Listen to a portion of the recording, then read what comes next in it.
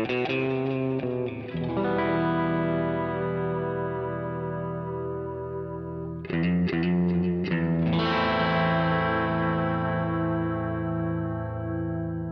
listening to Mark of the Maker.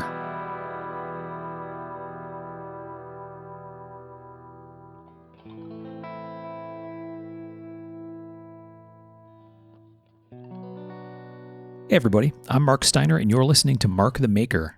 This is episode 64 of the show, and this will be a picks episode. It'll be kind of a fun one. This was an interesting topic. We'll get into explaining what that is here in a few minutes. Let's check first, make sure we have everybody with us. We have Mr. Michael Birch. Here. And we have Mr. Tom Crine. Hey guys. No torrential rainstorms at Tom's this time, so no soothing background noise. Sorry about that. We'll order rain for next time. And we have Mr. Sean Kendrick. Hey. All right.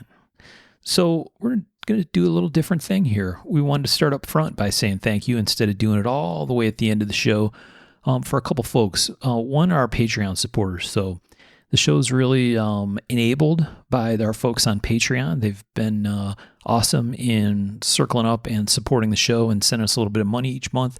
So high five to all our Patreon people. We really, really sincerely appreciate you. And we also want to say thanks to George Pelagonia, who's the guy behind American Metal Exchange. George is a guy who's been supplying the knife and EDC world here. All of our friends, I think, have bought from George at one point or another, maybe most of the time, with things like Thai and Zerk and Damasteel and other cool stuff. I know he's just always posting pictures of some Mokame bar lately, or like rod form, round. And very cool stuff. So George from AMX Titanium is offering us a little support for the show. So high five, George. Thanks for your help. And Sean, you want to tell them where they can find George on the web? You can find George on the web at amxinc.com. That's amxinc.com. Wow. Full radio voice. Pure sex. Next time I'll go total fucking 70s DJ. Oh, all right. All right. I like it. You've been hanging out with Nick. Yeah, exactly. He's been studying at the feet of the master. What you talking about, Playboy?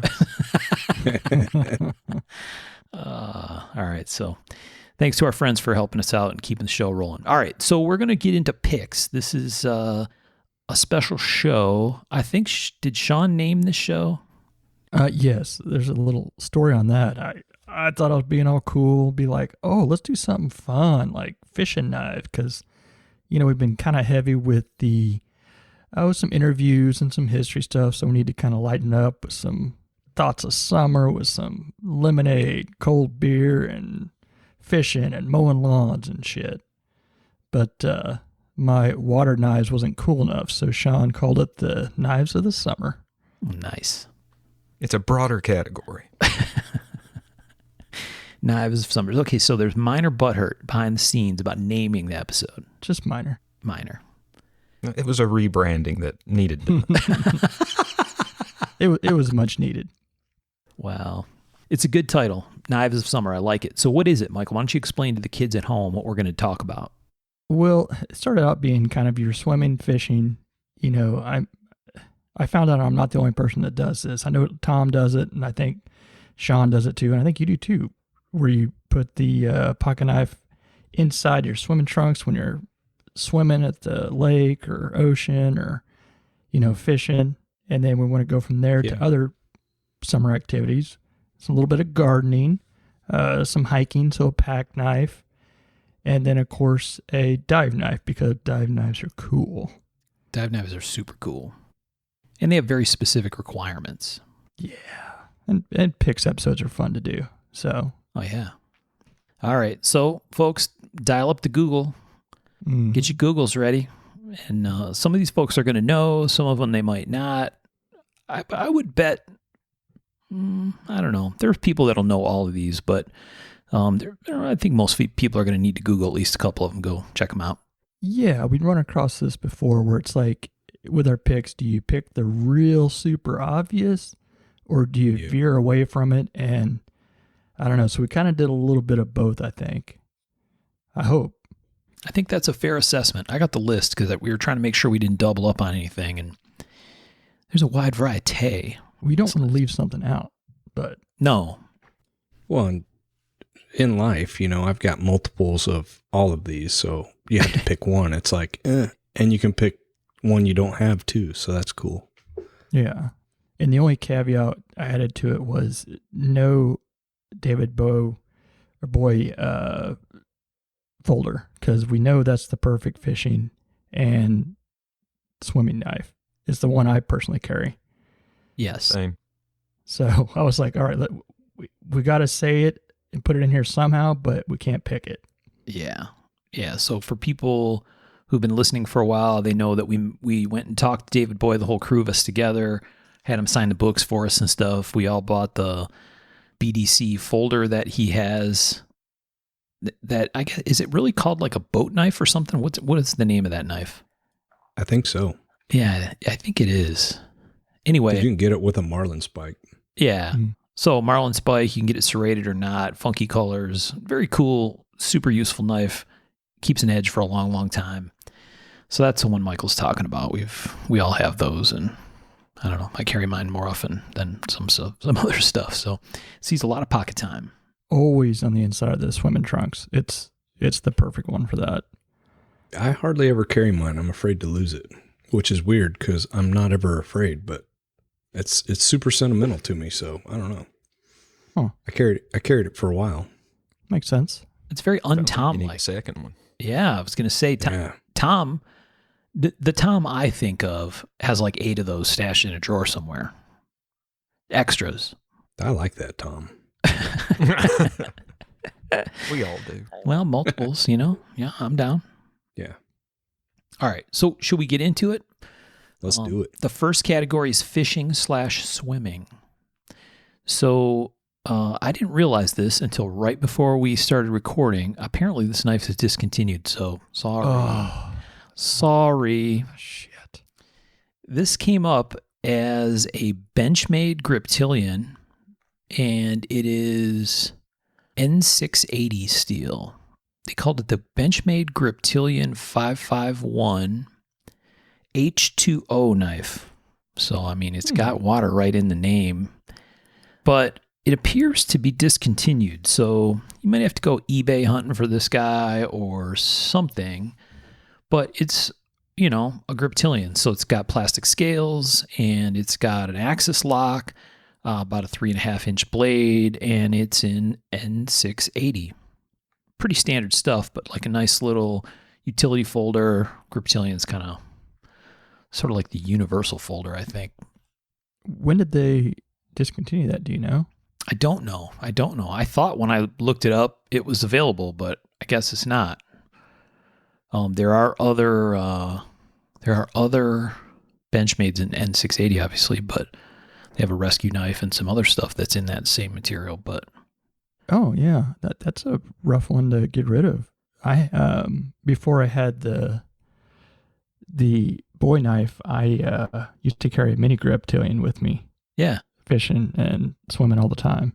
I still got it, bright yellow, and out in the ocean and everything. And it wasn't water version, but I just clean it out a couple months later.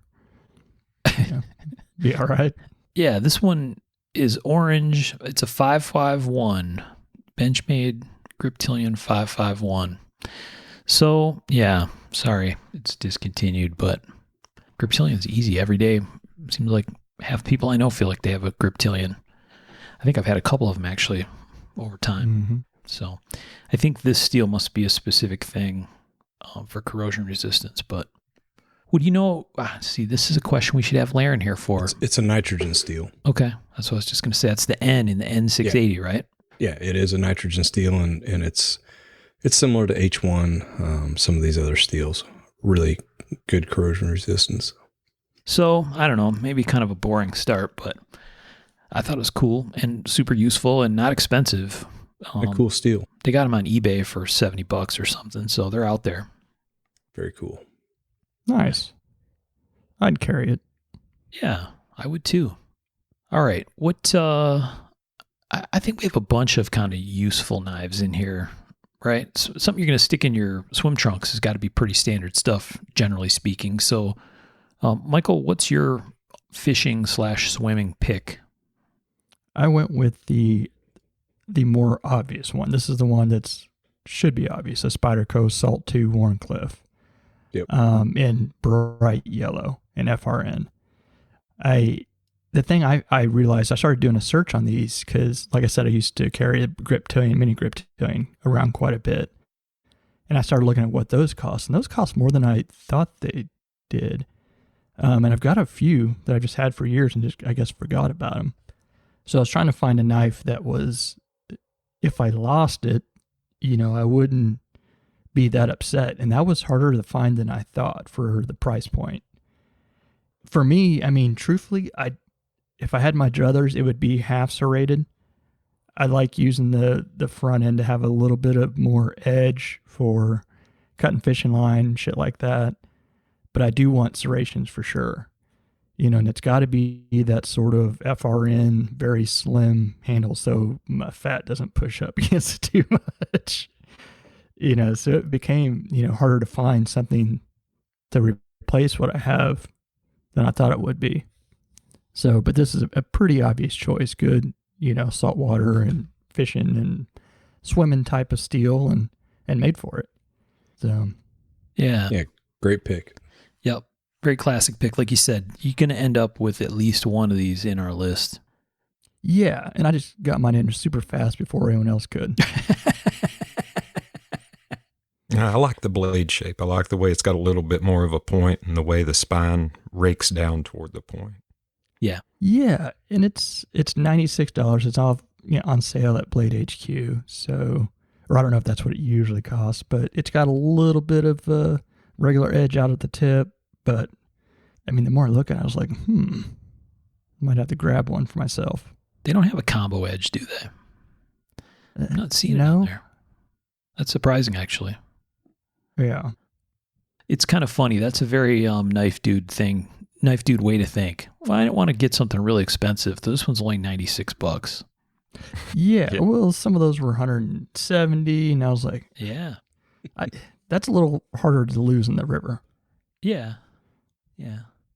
You gotta take it out there knowing that it might get lost because you're gonna find a hole to jump in or whatever. Right.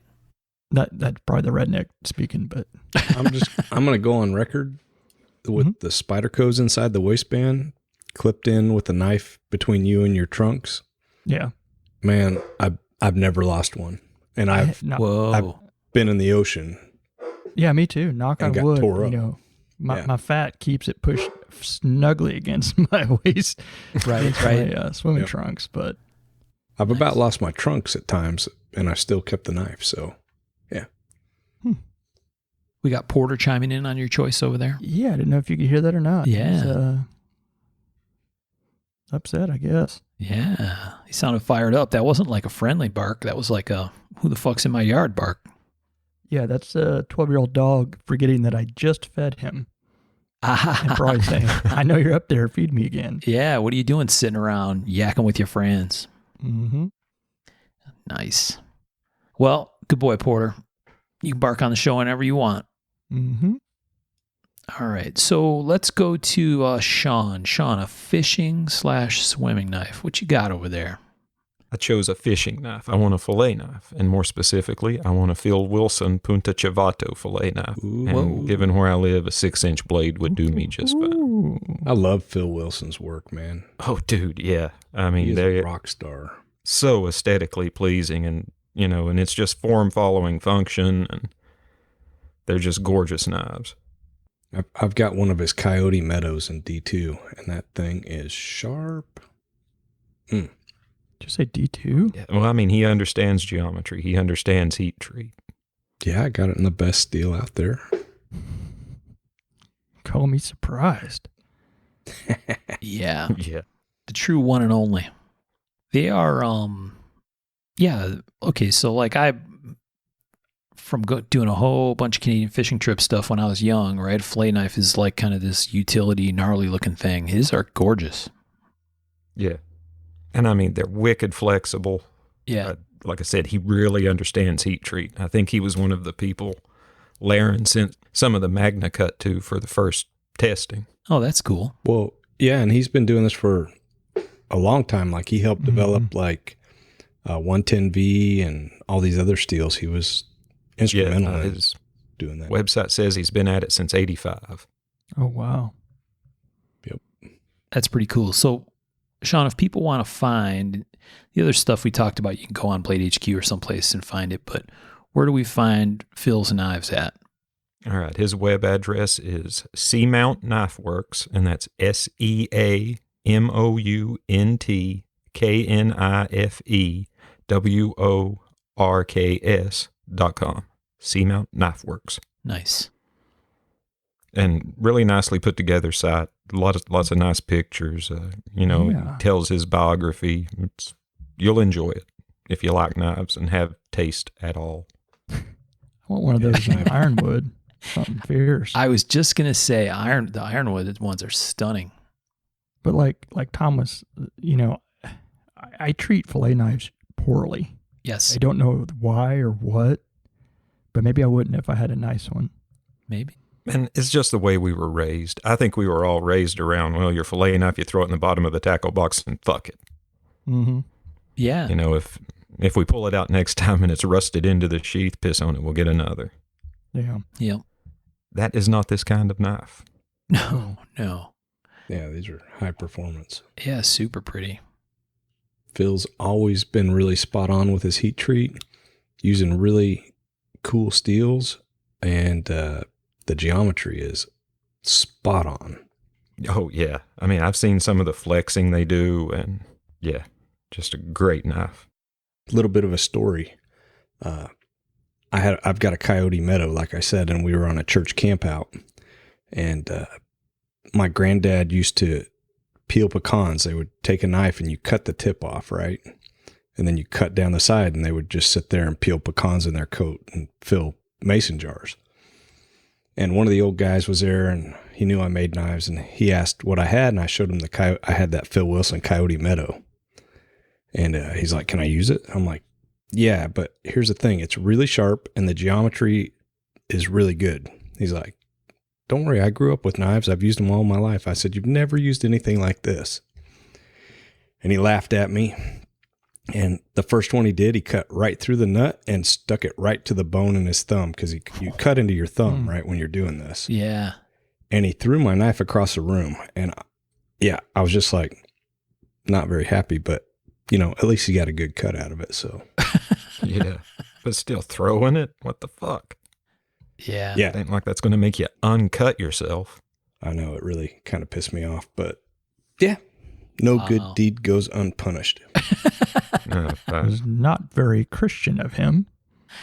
It was Neither was what he said. Yeah, I was going to say. I can only imagine. Well, there you go. Phil's knives don't play. Nope, they're business. Yeah, and the Coyote Meadow's a damn good looking knife. It sure now, is. What'd you say the handle was on it? It's the front half is really nice ironwood, and the back half is some really nice stag.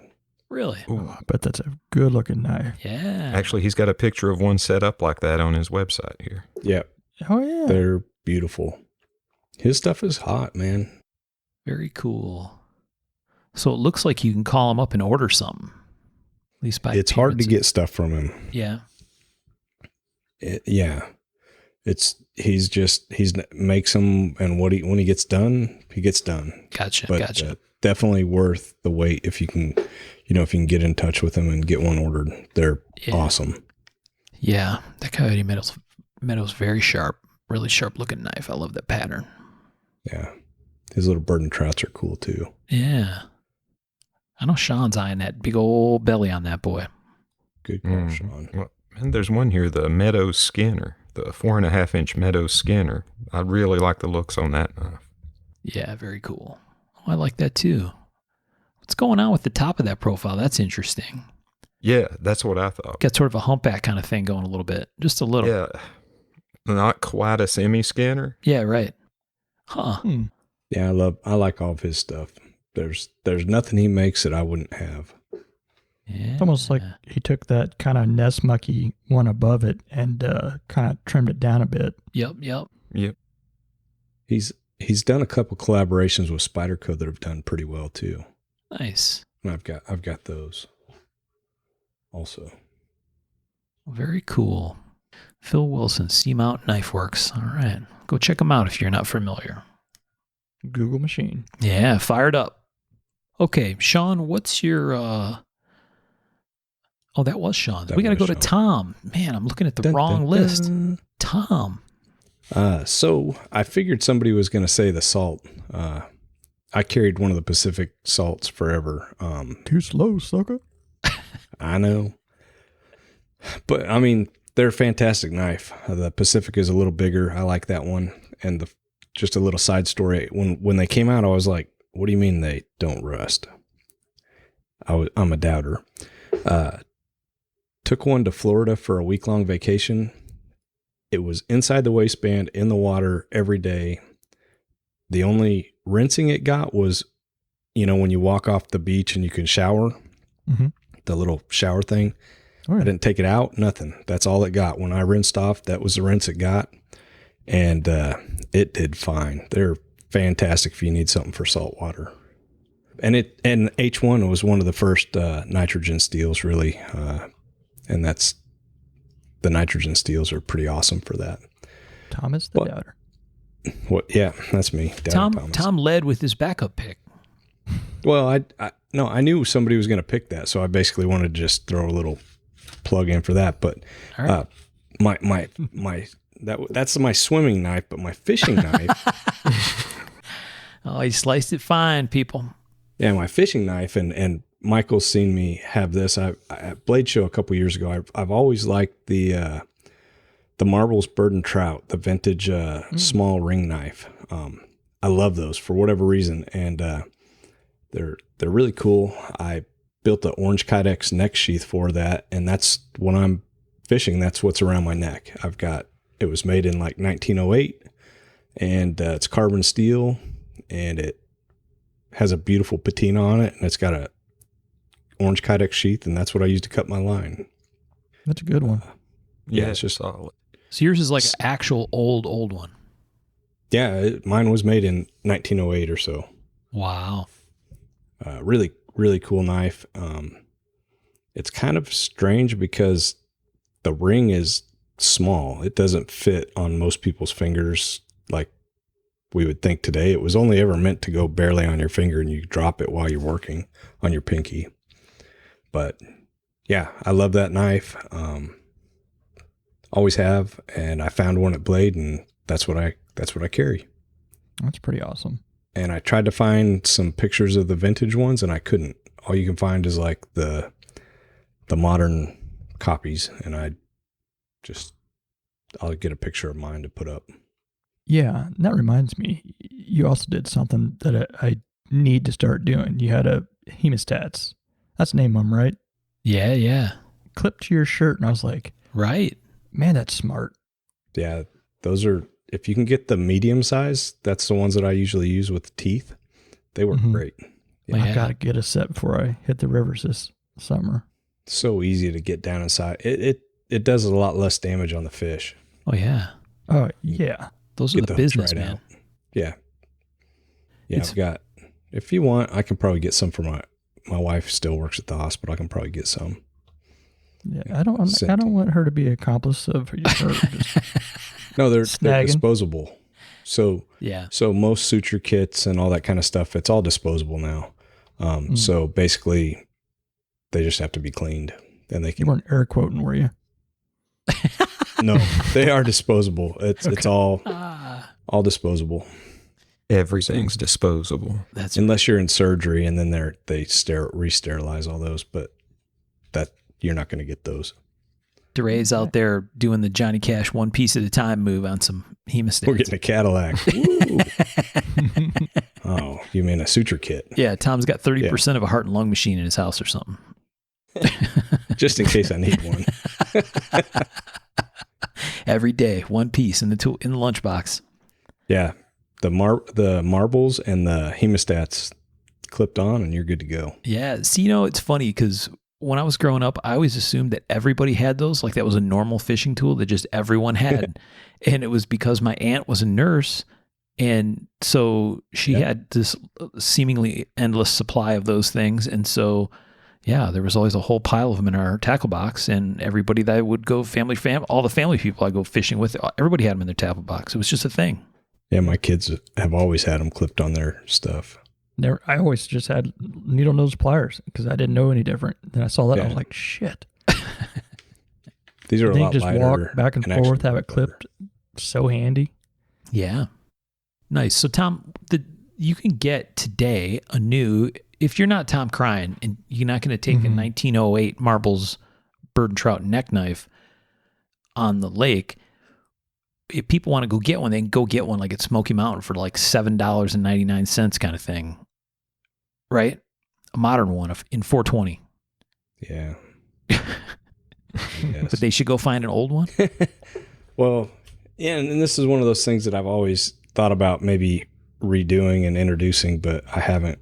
So I don't know where the line blurs on that. But a modern high-end one would be cool. And I've bought a couple from other custom makers, and they were all not quite what I was looking for. So I don't know. Maybe I'll make some. I don't know. Yeah. This thing's out of China. That explains the $7.99. But yeah. So these modern ones must have a bigger hole than the vintage ones, because this one looks like it's got a pretty good sized hole in it. Yeah. I'd probably just go get like Taco Bell or something, and when they give you a plastic knife, I just use that instead, probably. Wow. All right. The snobbery's deep, but I get it.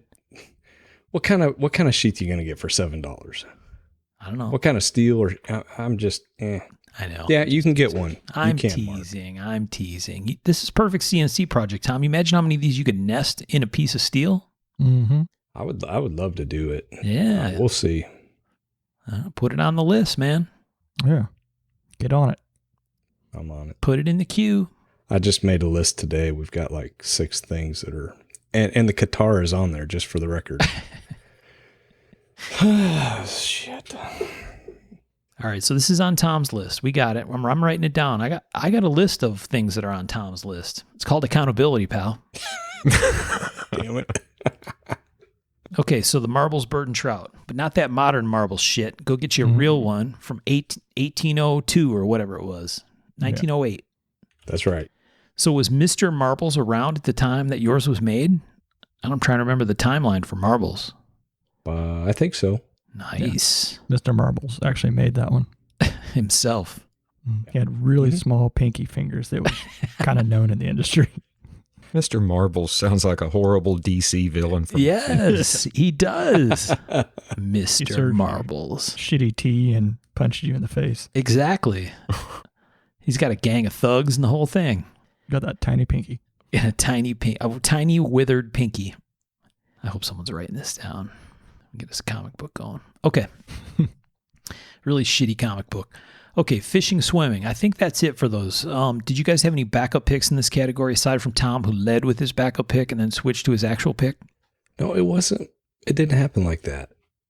Yeah, it was just a straight double down. Yeah. Yeah. So I had this Griptilian that apparently you can't buy anymore or whatever, and get so picky about it.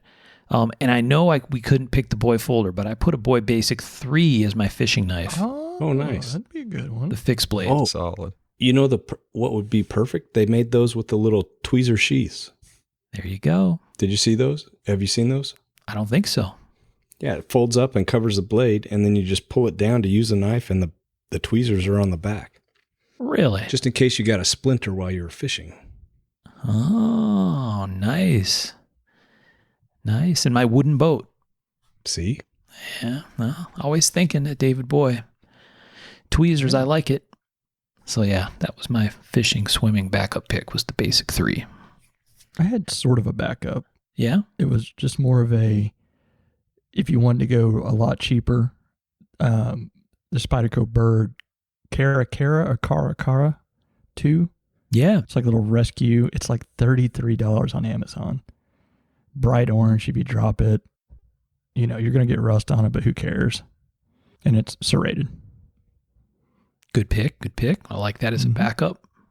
I have maybe a few Spydercos that are theoretically slightly rusty in my toolbox in the garage from weather change over the seasons. And at least 2 of them are full serrated Spydercos. And man, Those things are awfully handy. They are sharp and Yes. can hurt. Yep.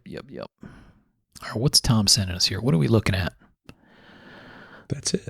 Oh, the tweezer lock. Isn't that cool? Yeah. Check that out. And it acts as, when it's opened, it acts as the back part of the handle because these are pretty small. Oh, so this isn't a basic 3. This is a friction folder. Mm-hmm. Nice. When you mentioned that, it made me think of this. But anyways. Yeah, it's got like a wee version of the basic 3 blade. Yeah, it's like 4 inches closed. Very cool. And so when you open it, you have the handle. And yeah, I always thought these were cool. Oh, wow. Never could find one available, though. I couldn't either. With a desert ironwood inlay? Look how jazzy that would be, man. See, that takes it right out of the take it fishing category, though. Mm-hmm. That's the last thing I want to do is drop an ironwood buoy into the river. Yeah, if you scroll down on the first one, you can see the size when he's opening it and stuff. Yeah. Yep, that's a little guy. Yeah, pretty cool. Neat stuff. All right. Any other bonus picks? Sean, do you have a bonus pick? No, not for that one. You don't have any extra stuff it in your pants knives? They knife company. Yeah, stuff it in your pants knives. Yeah, I like that. That's Michael's production branch he's going to fan out into. I like it. So second category that I have written down is gardening or pruning knives, which, to be honest, I didn't really think much about. It's not a category of knives I spend a lot of time thinking about. I spend 0 time thinking about this. Yeah. On a day-to-day basis. So this was a little more challenging.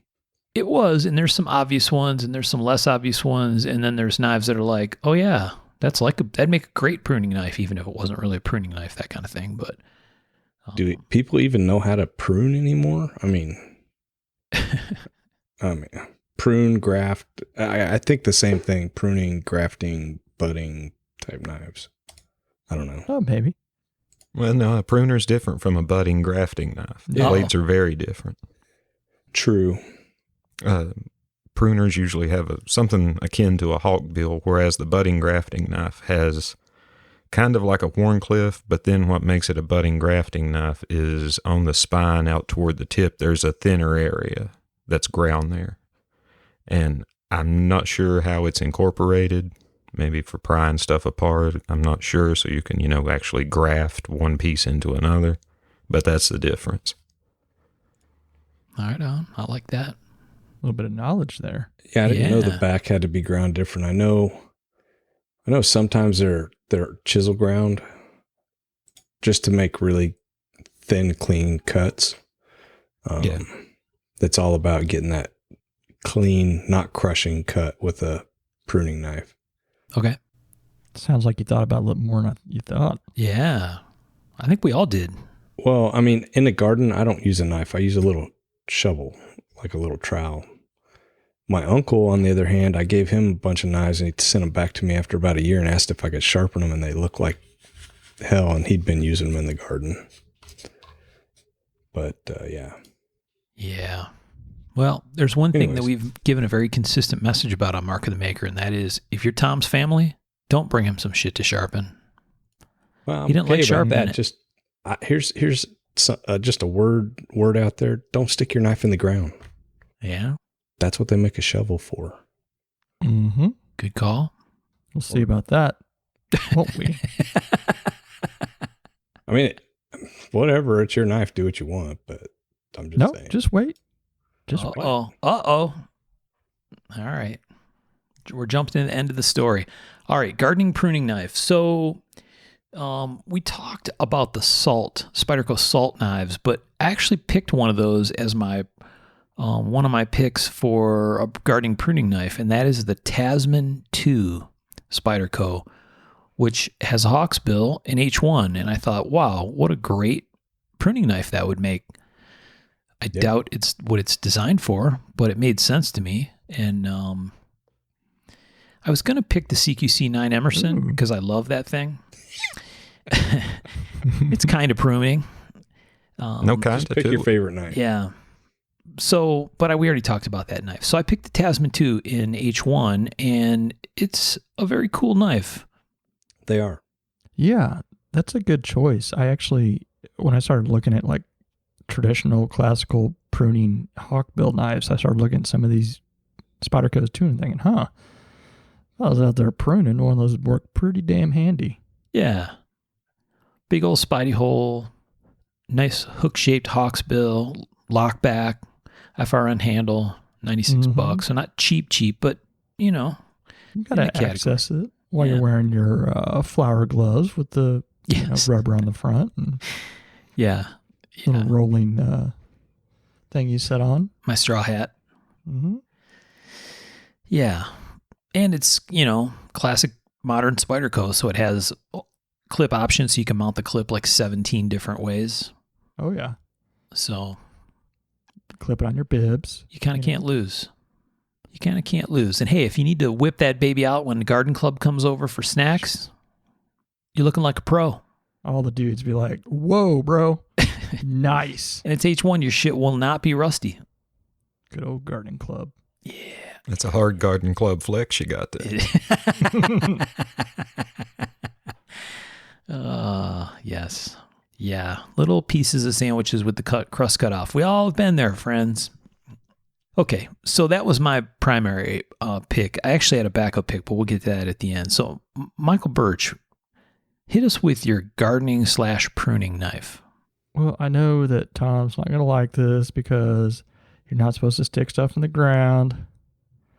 But I did a little searching, and I don't know if this is a real thing that was like has been used for quite some time or more of a gimmicky new thing. But it's called it's a Japanese hori Japanese knife, weeding knife.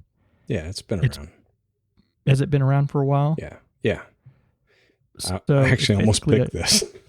That's hilarious. Well, it gave me a good excuse to kind of look around. So I typed in like gardening knife. I typed in Japanese. I want to see some of the cool kind of grafting knives and stuff that they've done. And I came across this quite a few times. It's basically a sharpened trowel. Exactly. With a serration on the side, you can dig with it. You stab your knife into the ground, cut holes, cut roots. Super cool. There, Tom. Damn, like the fourth picture is a hand holding it stuck into the ground. But I mean, that's designed to stick in the ground. It's just like, it's very similar in shape to the little shovel trowel I use. I mean, that makes total sense, but it's called the hori knife, not the hori shovel. Right. I'm just saying, don't take your custom knife and dig in the ground with it. Oh, unless it's a hori. Right. I think you need to get one of these because it actually looks pretty damn handy. It does. They're not that expensive either. I love how it has depth markings right on the blade. Mm-hmm. So you know how far to stab somebody. Damn straight. And the heart is 4 inches. Boom. Yeah, it's I think $50 to $30. It's pretty cheap. 26 here, yeah. Wow. I've never seen this before. I had never come across it either, so I was wondering, and I couldn't find any like old versions of it, so I didn't know if it was a newer gimmicky type thing because I know nothing about gardening except, stuff we used to do as a kid, and it had nothing to do with this stuff. It actually looks like this has a little spade scoopy kind of shape to it. Yeah, it's definitely like a sharpened trowel. Okay, I was going to say it looks convex and concave, but I don't know if it really is. It is, yeah. Oh, yeah. Yeah, the measurement side is scoop shaped. Mm-hmm.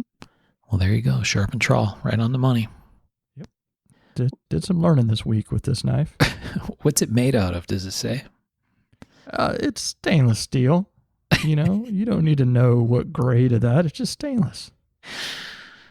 Yeah, Japanese stainless steel. There you go. Finest. Faux leather sheath. Oh. Mm-hmm. All right. I like Tom's thing. Come any closer, I'm going to give you 125 millimeters of hori. Mm-hmm. That sounds real bad. Kind of, yeah. Weird sounding threat. Awesome.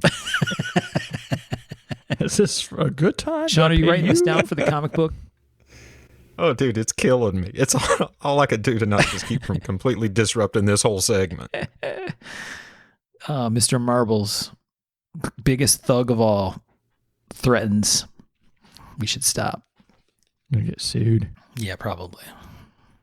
Thanks, Birch. I got one on the way. Oh, look at that already. Awesome. Tom got sucked in by that buy with Apple Pay button right there on the screen. Yeah, I'll give it a try. Did you scroll down for the other awesome piece? This is kind of my backup, and I'll just toss it in here since you're already buying. The Nisaku. It's a little sickle that has a serration on one side for sawing roots and for cutting weeds on the other side. It looked pretty damn handy. I did not get that one. I should. It was only $29. You could have added it to it. The 7.5 inch mowing sickle. Mm-hmm. I got an electric mower. Yeah, it looks like a comma. That's what I was thinking. Yeah. Get you a pair of those. Yeah, hell yeah. Very cool. Very nice. See, Tom doesn't have to worry about pruning knives. Didn't he tell us he had a landscaper? Oh, yeah. Like a gardener that takes care of crying knives? He's actually out there working right now. See? Go ask him what he uses, because, that's real knowledge. I don't think he uses a knife. You got to fire him. My grow beds were totally rotted. He's putting new grow beds, and he's like, your soil's not good either. He dug all the soil out, and he's bringing new soil in. So sounded like that was kind of his job, right? Yeah. Well, he does the grass and the weed eating and stuff. Oh. So this was extra. Oh, so you had a landscaper. Now you have a gardener. Yes. Bingo. Crying Galactic Headquarters is going to be looking spiffy shortly. Mm-hmm. Right? No more tickets for not mowing the grass. That's why I have a garden out there. You know that, right? They kept writing me tickets for not mowing the grass. Really? Yeah. Wow. They wrote me citations. I had to mow it in like 3 days or something. Check that out. So now I have a garden. This is like the Gentry Bureau of Beautification or something? Dude, there's houses within a block of me that need to be torn down, and they're worried about me. Oh, boy. Good times. You didn't tell him you're letting it go to seed? This is my prairie, native prairie grass preserve. Come on, man. You got to throw some wildflower seeds out there. There's a strong case for all that stuff. Right. Could have made like half of a square hay bale out of that. Yeah. Probably not. But yeah. Oh, man. Tom's getting hassled by the man. That's what this comes down to. Just wait till you show up out there with that hoary. Mm-hmm. That just sounds wrong. Big Gentry coming down on him. You're going to impress the crowd. Right. Okay. Very interesting pick, Michael. I have never seen one of those before.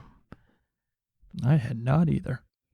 I like the little handheld sidewalk weeder, too. That thing's cool. Yeah, you can bring it in and do like garlic, too. In case you need to dice some garlic. It's like that, what's that? An ulu, the Alaskan little round bottom edge knife? It's like a ruffle chip ulu. Yeah. That's too much work. I was going to say, this looks like an awful lot of work. That's like get down on your hands and knees and get the weeds out. I'd much rather just spark up the weed whacker and let that baby consume line and make it go away. I got lazy on that too. I got an electric weed eater, like rechargeable, same batteries as the mower. Sweet. Yeah. I got one of those last year. Makita, same batteries that go in all the other stuff. Leaf blower, the whole thing. Yep. We got leaf blower, hedge trimmer, chainsaw, and grass and lawnmower. Oh, nice. Yeah. Do you think George is regretting his ad about right now? Yeah, exactly. Exactly. No, this is like high-end radio. Yeah, George is like, did I send these guys money to be on fucking Battery Talk or something? What is going on over there? Whatever. He's probably envious. Envious of your electric George. stuff? Yeah, he lives in California. He should be envious living in California, but I don't know, man. I'm not convinced. We'll see. He'd be looking at you for scrap value for that battery. That's what George would be doing. Mm-hmm. Okay, let's get on with it here. Gardening pruning knife. Mr. Sean Kendrick, what's your pick? All right, for the gardening pruning knife, I chose a Victorinox Pruning XS. It's the smallest pruner they make. They actually have 3 sizes. And in my head, I'm getting this for Rachel. She's the one who does the gardening. And where we are in season right now, a smaller pruning knife like this would be just perfect. Nice. And it's a sharp-looking little knife, red handle, brass accents, clean-looking little hawkbill blade. Yeah. Nice little pocket knife. What's the Felco written on it? What is that? No. Felco. What? Where? Am I the only one that sees that? I think so. I just put in Victorinox Pruner XS and it took me to the site.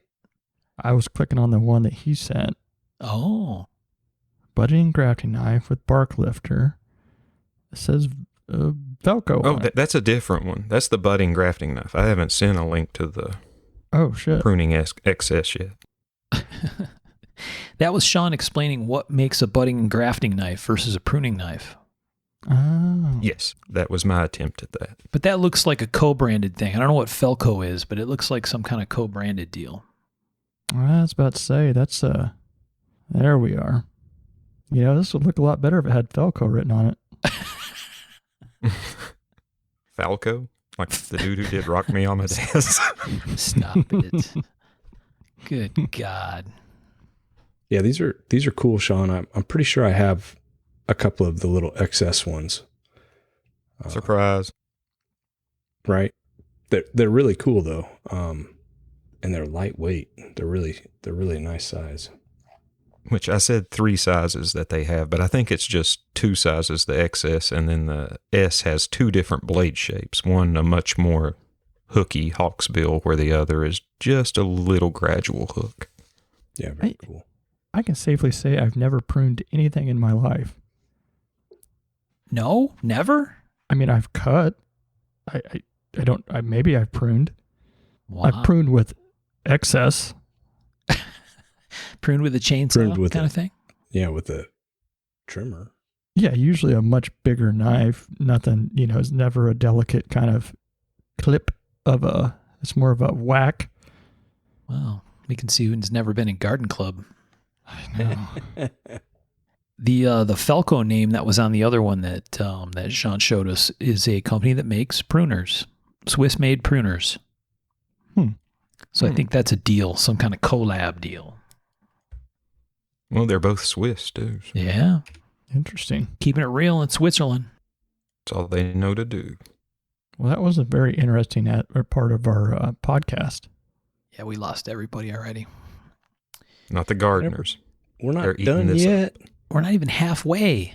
We're going to reel you back in. All right. We're not even done with this section. All right, let's get it back on the rails. Sean, do you have a backup pick or are you going to wait? I got to wait, All right. but I do have a backup. Me too. Let's get Tom's primary pick out. Unless he's going to lead with his backup like he sometimes does. Mm-hmm. Tom, what's your gardening and pruning knife? So which one did you want? This guy, I swear. I'm going for my primary pick. I'm going with the Opinel number 8 pruning folding knife. Super classic, the Opinel that I just think work when I think of those, and they're usually pretty inexpensive. And just super simple, and it's got the lock, so it's safe. It's a nice size, 3.5 inch blade.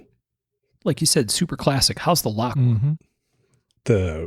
It's got a rotating collar, so There you go. you open the knife and the collar just rotates about a quarter of a turn and it blocks it from closing. So not super fast, but if you're gardening, who cares? Just leave it open, locked open. Yeah. See, Throw it at the ground. these are people who understand garden club. One of the pictures is on a straw hat, and it's got some Frenchy stuff on the handle. It's a Frenchy gardening knife. Well, yeah, I mean, it's made in France, so It's kind of this is sort of like, with no disrespect meant toward Tom, this was the obvious pick. This is the one that you obviously pick for a gardening pruning knife. So it had to be in here. Oh, yeah. Well, I have a backup. Okay. Well, I'm not dissing your choice, Tom. I'm just saying it's like the definition of it. This is what I think of when I think of a pruning knife. Yes. All right. So I took one for the team. I picked the most obvious one. You're welcome. The next one, my backup isn't obvious. Oh, well. I don't think. Maybe it is. All right. I don't know any of the backup picks. We could be treading multiple territory here. Go ahead. I went with the Victorinox Budding and Pruning Knife 3. All right. Budding and Pruning Knife 3. Yeah, I just sent a link. So it's got your pruning blade, and then it's got the budding blade, which is chisel ground. It's only ground on one side to get that better geometry and cleaner cut. And then it's got a brass bark lifter, which is kind of cool. It's designed to, you make your cut and then you stick that in and open it up so you can stick your twig down in there to get it down in there without damaging the part that you cut. Check that out. Pretty cool. I wonder why it's brass. Yeah. I don't know. There's got to be a reason for it. Maybe it's really dull so it doesn't hurt, doesn't cut in. Yeah, possibly, since it's just a bark lifter. You want to pop up the bark but not hurt what's under. No stabby. Yeah, no slicey dicey. I don't know. I thought it was kind of cool. That is pretty cool. Yeah, definitely. So this is sort of like Sean's pick, but with extra function, as Swiss Army tends to do. What is a Swiss Army? So you jazzed up his pick. Damn it. That's what we would call a branch pick, Tom. You rebrand. I see what you did there. Ha ha ha ha. Laugh it up, he said. Too funny. All right, what'd you guys pick for backup? Okay, so I'm going to show my ignorance. And maybe I have pruned things before, but I have to say I don't understand the lift the bark. Okay, so when you're grafting, you take something from one, you want to just, how you have like a little sapling and you can kind of like cut a notch, and then you want to lift that up and you want to tuck it in there. Like you can make flowers or you can make little saplings grow. Yeah, Mark, so you've seen like you can buy an apple tree with 4 different kinds of apples. Okay. So if you plant an apple seed, you don't get the kind of apple that apple was. If you want to, like an Arkansas black apple tree, you have to graft from all Arkansas blacks are from the original Arkansas black tree. You have to graft a piece of bark from that original tree, or twig from that original tree, onto the rootstock of another apple tree. That's how you get dwarf varieties. My granddad loved to do this around his homestead. Any hickory tree he cut off about head height, and he would prune pecan trees to it because it's very similar and you can do that. Or he would graft pecan trees. And so that's how it basically, you're going to lift the bark and you make a wedge shaped cut on that twig and you stick it down in there and you tape it and it'll start growing and it'll be a pecan tree. Check that out. Yeah. Pretty amazing stuff. Yeah. Yeah, fuck you, nature. Right. Yeah, I want an apple tree that has 6 kinds of apples on it or whatever, So there has to be some kind of compatibility aspect to this, right? That's all tribal knowledge kind of thing, or? Right. You can't grow humans on I was just going to say, there's got to be some kind of big no-no. So guardrail. Basically, apple trees, like I said, if you want to have an apple orchard of one kind of apple tree, you can't plant seeds. So what they do is they've developed apple tree rootstock. So it's a kind of apple tree, but it's just developed for a better rootstock, and you'll grow those and then cut them and graft the top to it. Okay. Yeah, it's pretty crazy. This is old school science. This is some kind of Island of Dr. Moreau kind of shit. They do it a lot with flowers too, don't they? I was gonna say I've heard of it relative to flowers. I thought. I don't know that they do flowers. You'd have to check that. I know it's done with trees, and like flowers don't have the xylem, and I guess they do. They're plants. They don't have the wood. They're not. I mean, you know what I'm saying. Maybe roses. They can do that with. I think you can graft on a flower. I'm pretty sure I've seen one plant, with like almost roses? like a Band-Aid holding it to another stem. Yeah, I don't know. I know they do it with trees. I would guess they could do it with like a rose type flower, but regular flowers, I don't know. Yeah. Actually, it may have been a rose I saw that was that way. Yeah, I think they do roses. I think we've pretty much shown that we don't know shit about gardening. Yeah. Well, I know about gardening. Man. Just don't prune or bud or graft much. Or mow. I mowed the house Sunday. And I was just curious. I used my watch to measure it. It was 3 miles. Wow. That sucked. Okay. Well, so we're going to have the Gentry City Council getting a hold of us about slander. And then we're going to have the garden club people calling me out for not actually being a garden club member because I didn't know grafting. And then, we're going to get harassed. We're going to have some kind of cross Facebook group war with grafting people. Oh, yeah. Wonderful. Can't wait. Okay. Well, the good thing is people will be dropping knowledge on us, I'm sure. I would hope so. All right, somebody needs to educate us. Somebody does. Somebody needs to help us get a clue. Okay. Let's go to dive knives. Well, I had a backup pick. Oh, sorry. That's like the best backup. Like if you're going to have a pruning knife, what's the most baller pruning knife you could ever possibly have? Is it Husqvarna? It is not. Take gas? Is it 2-stroke? Does it go ring, dang, dang? No, a Tony Bose pruner in Stag. Oh, now that would be... See? Take amazing. that out and stick it in the dirt. I might learn to prune more if I had a Tony Bose pruner in Stag. I'm going to try that with Amy. Baby, I'm going to come help you outside in the flower beds. I'm going to get a Tony Bose pruner. I need to have that. He's going to make one cut. Oh, I'll be right back. Run inside and clean it. Come back out. Make one cut. Oh, I'll be right back. Oh. Are you done with that plant? I'm still taking pictures, honey. Yeah, that's right. I got an Instagram to do over here. I got to do it for the gram. Simmer down. Tony Bose, rest his soul. Tony Bose pruner and Stag might be the most baller pruning knife I came across when I was looking at them. Yeah. That's hard to top. Yeah. Yeah. It's only slightly more badass than the Hori Hori Sharp and Shovel. Yeah. But I mean, $26, you got to have some money to There's spend delta on in that there. thing. Yeah, you got room. You could spiff it up, send it out to have it pimped. Have Tom regrind it. Oh. I'm doing that. I'd just like to say, absolutely not. That's like sharpening a lawnmower blade. Sorry, I'm out. Just buy a new one. Oh, jeez. I've been working on creating some combat hori-horis. Combat Hori Hori. I'll regrind it for $45. In our current knife world, I can't possibly imagine that someone hasn't done that. I'm sure somebody has. We have so much kooky shit anymore. I can't believe the Hori Hori's not been run with. It will be now. It will be now. There you go. All right, let's follow Tom's suggestion and move to dive knife. Dive knife is a really, really cool category. Yeah. Another category that I'm also completely inexperienced in, but it is really cool. Oh, yeah. Yeah.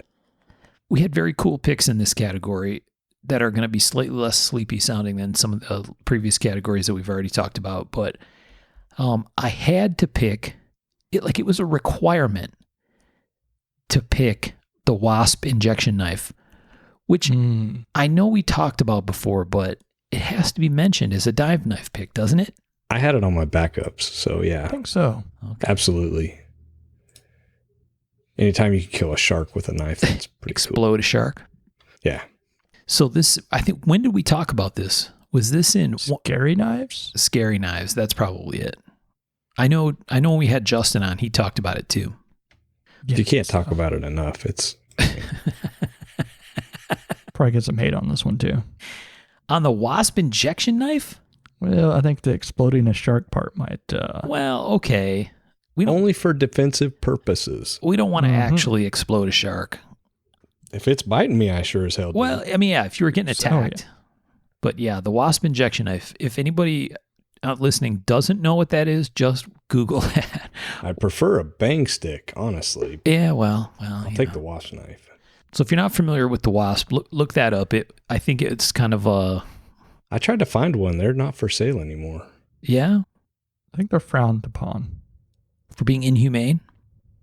I'm sure some jackasses used them for the wrong reasons. Well, there's plenty of videos of dudes sticking them in a watermelon and hitting the button. That is the wrong reason.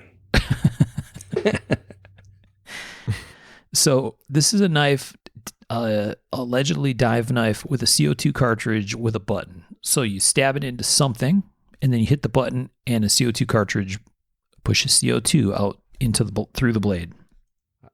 I bet it'd be a pretty good defensive knife. Well, yeah. It'd be like big trouble in Little China. Folk. Good call. And if you don't know what scene I'm talking about, you need to watch your damn movies. That's a great movie. Oh, look at you, Tom. It says pre-order. Yeah, I couldn't find one available, though, so I don't know what that means. Oh, delayed by the manufacturer. Yeah, I don't know. That's the only one I even found that you could pre-order. Check that out. $600. Yeah. Ain't cheap. Damn. You got to read the description, too. Yeah, just cool. Injects a freezing cold ball of compressed gas approximately the size of a basketball at 800 psi. That should work. That's fantastic. Okay, the Wasp, we've talked about that enough. The Wasp injection knife. Cool. I have a backup pick, but we'll circle back to it because Michael's pick is really, really cool. You're damn right it is. You're damn right. I know one of you guys was going to pick this, so I hustled on this one too. The Shane Siebert combat sexy. dive knife. Yeah, those were really neat. Now tell me you guys weren't thinking of this. Honestly, I wasn't. I forgot about this. Not me. But it is I had so one knife cool. on my mind. Oh, yeah. So the story on this thing is, this is basically based off the Abyss Lieutenant Coffee knife. In around 2009, a customer had commissioned Shane to build this knife. And then Shane got a hold of the original maker, George Lanehart, and got his permission to recreate this basic, knife from the Abyss. Now, the one that I showed you guys is, I think, the LS2 or LS1. It's a little bit different. What's that? LS1. Yeah, it's a little different than the Abyss knife, but the same basic shape, kind of a strong kind of clip point, serrations. But he made basically two of the Abyss knife, and he kept one for himself and one for this customer. And then he started making these, and it's just a real bitchin' dive knife. I don't really know much about dive knives. I just know that this was really cool. And I actually got on the cover of Blade with this one. I don't know if you guys remember that. The one you sent us or the Abyss one? The Abyss one. Nice, nice. And that thing was made out of like 1/4-inch S30V. Oh, it was a beast. The Abyss one. Very cool. But you couldn't find a picture of that one? Yes. I actually thought I sent that to you, but I did not. Oh, yeah. We're looking at the orange one that looks like a big old buoy. Yeah, so the Abyss one was kind of funky. And I was trying to read up on why only half of the blade is ground. And according to a couple people, and I don't know how true this is, it was a sort of request from the original creator to have it so if it was taken, you could take it back without getting cut, which is a very strange idea behind a knife. No doubt. Yeah. Yeah. And this was written on some old like blade form stuff. Bill Siegel had said that this sounds strange and made up, but he said this is absolutely why it was only half ground. And by half ground, I don't mean like chisel ground. I mean, you've got the world's longest like choil. It's a solid few inches before the blade grind starts on the stock. And it looks exactly like the knife from the Abyss, which they cut off his arm, the Lieutenant Coffee with, which who knows how that would have worked with only half the blade being ground. But just a tip. An interesting piece of movie memorabilia and modern history from a great maker. And it's all, I don't know, very intriguing. I love that aspect of knife making. Oh, yeah. Good choice. Yeah, that's really cool. Kind of like a crossover movie knives of summer pick. Yeah. And of course, Shane did it the right way. Asking permission, making sure it was all good. And it's just very cool all around. It is cool. I'm going to say the LS1 combat dive knife, I actually prefer over the Abyss knife. I get the movie tie-in and the cool factor of that. No, he definitely refined it, and he, added a fuller on it, which is very Seabird-esque, Yeah. He made it more Shane, which, makes it look much better. Ground the whole way and curvy, and I like it better. Yep. Big Perfect old grinds. Super gnarly, kind of serrated top grind. Mm-hmm. Yeah, I love that. That's fantastic. I like it. Yeah, buddy. Good pick, Michael. Beat that. Oh, boy. Throwing down the gauntlet. Mm-hmm. Feeling pretty confident in himself. It's not a competition. Is it not? Isn't everything, he said? Yeah. That's what losers say, isn't it? Oh. Wow. You win. All right, Sean, you sounded like you had a very iconic pick in mind. Mm-hmm. Yeah, I chose the Tecna Ocean Edge dive knife. And man, to me, this is the quintessential dive knife. I mean, it's a solid single piece of steel skeletonized handle, dagger blade, partial serration on one edge, hard plastic sheath that really locks the knife in, and there's a rubber strap system for lashing it to you. That is an excellent pick. Dude, it's old school cool at its finest. Mark called this, didn't he? No, that was Sean. And for those that aren't in the know, when we do these, we come up with an episode. We generally like to keep them secret and send them to Mark so we don't overlap. But Sean was like, dibs on a Tecna. I thought Mark called this on the phone call. I don't think so. Nope. Huh. No. Good call, Sean. Yeah, this is real cool. Like you said, very iconic. Excellent pick. Did you ever have one of these, Sean?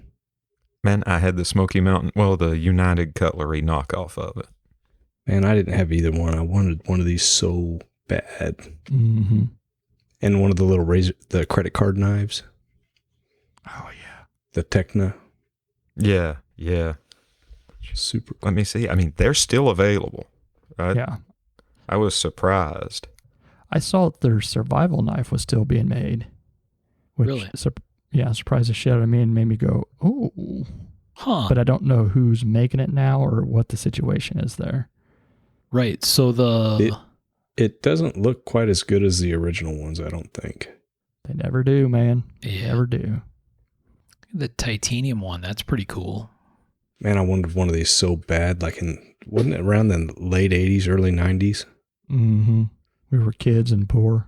And didn't have, Dude, they got this thing in Damasteel. I saw that. That's kind of funky. That's wild. What?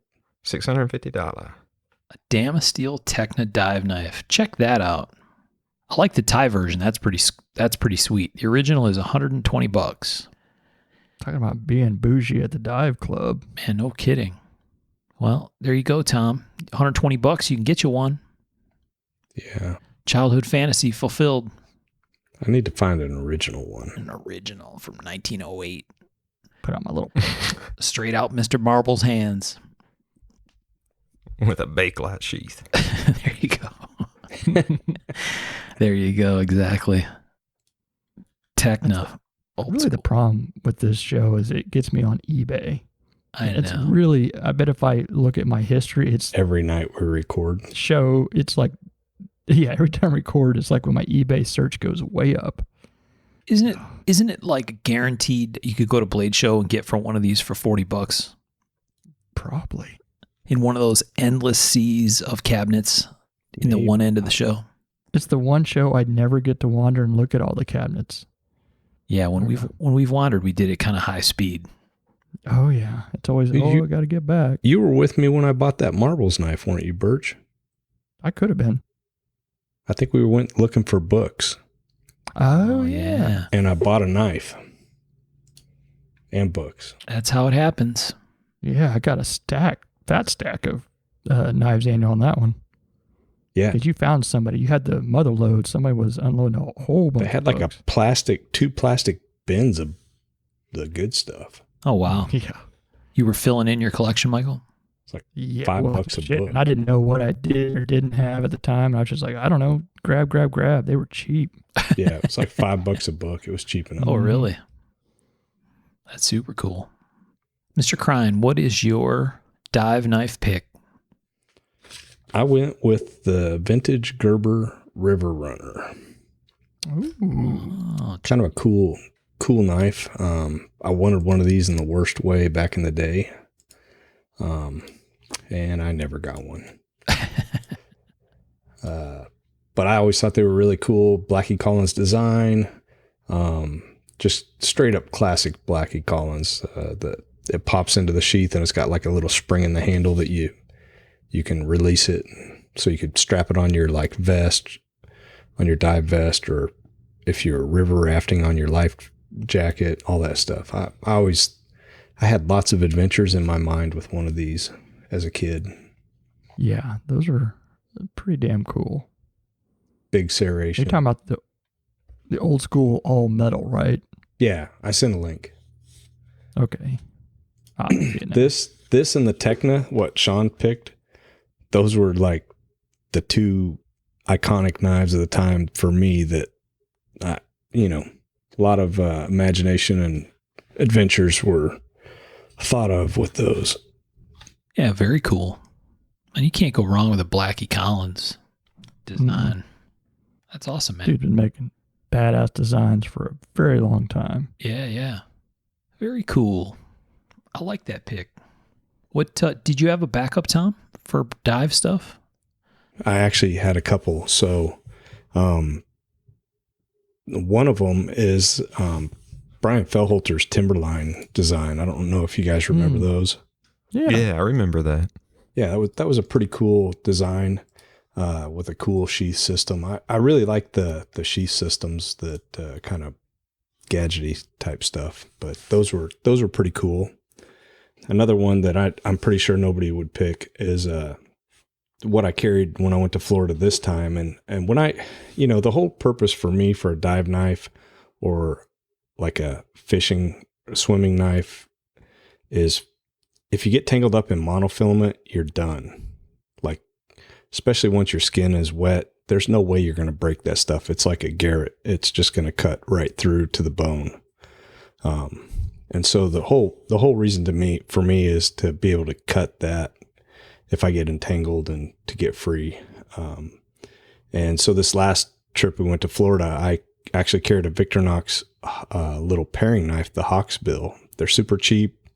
I made a Kydex sheath that fit perfectly in my phone pocket.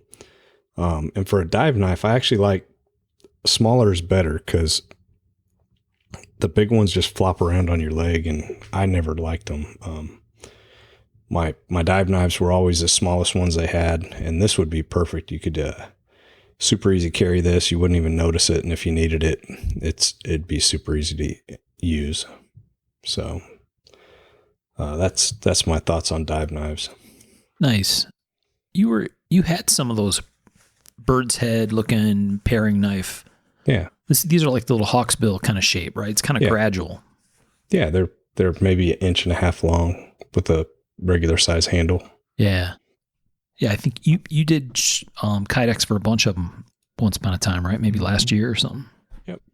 I try to keep them in stock. I've been out for a while. I need to order some, but yeah, it's what I call a sack pack. So I normally do the paring knives. The regular paring knives are great for throwing in a glove box or picnic basket or pack or whatever. But these little ones actually work pretty good for self-defense, and it didn't rust at all in the water.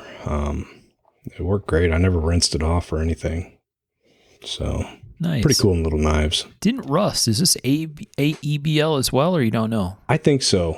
That's what I've heard on the paring knives. But I don't know 100%. That's what I've been told. Yeah. But it for sure didn't rust. I like it.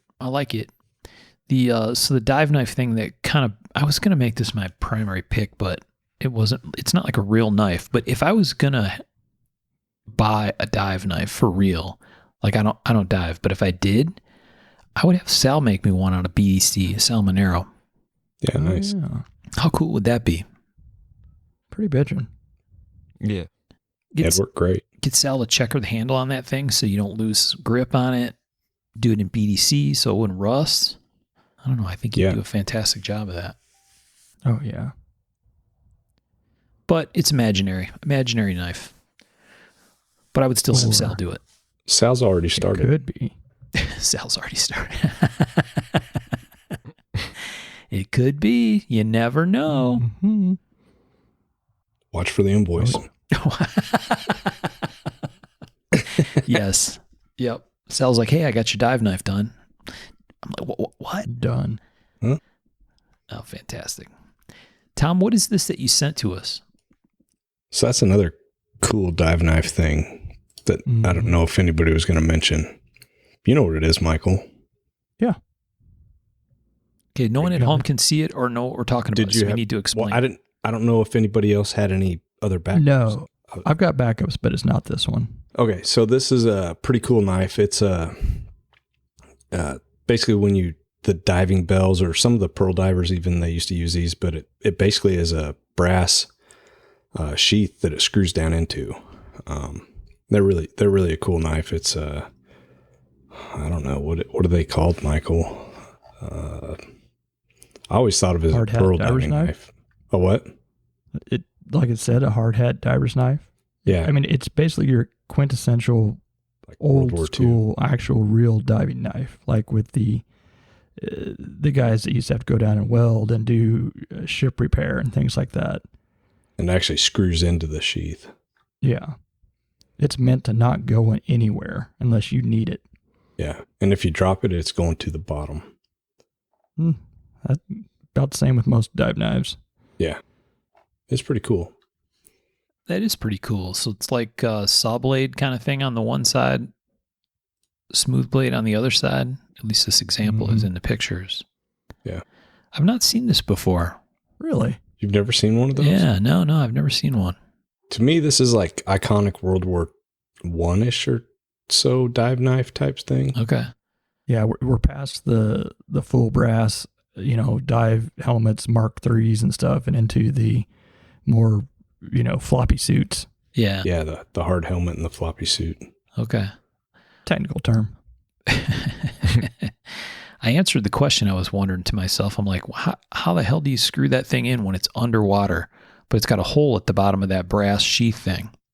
Yeah. So it pushes the water out the bottom as you screw it down. That makes sense. Mm-hmm. I'm like, that ain't going to work. I was like, oh, it's got a hole. It would work. I like it. Yeah, they're cool. Huh.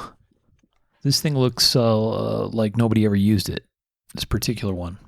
Yeah, it looks minty. Yeah. Mm-hmm. All right. Well, we'll have to share a link of this one because nobody will ever find this. And part of the reason while we're recording this, I'm sending links on everything so that when we do have to post it, it'll be easier. I like the theory. Mm-hmm. We'll see if it works. I like the theory. As long as Tom's not on beach vacation again next time. Sorry. Oh, Brunswick, Ohio. Yeah, it'd be great if we had devices where we could post pictures and stuff while we were away from home. Mobile? Imagine the world we'd live in if that was a thing. Just calm down, Ray Bradbury. This isn't the future. Just imagine. Welcome to This Week in Sci-Fi. What are your backup Like picks, we'd be Michael? living in the year 2000. All right, my backups, there are actually a couple that I own. Wow. And I'm kind of surprised this one didn't get picked because this is kind of semi-popular, I think, or maybe it was to me. The Kershaw Amphibian. Couldn't you get that with like a yellow handle too? I don't know. I only saw it in black, and I got this as a kid. I traded another guy a United Cutlery dog shit Bowie knife for this, and I was so excited when I walked away from that trade. I am so sorry about that, Jay, if you're somehow listening to this. But you got traded. You got jacked, Jay. Was Sorry. that the official name of the Bowie knife? Because that's a good name. Dog shit Bowie.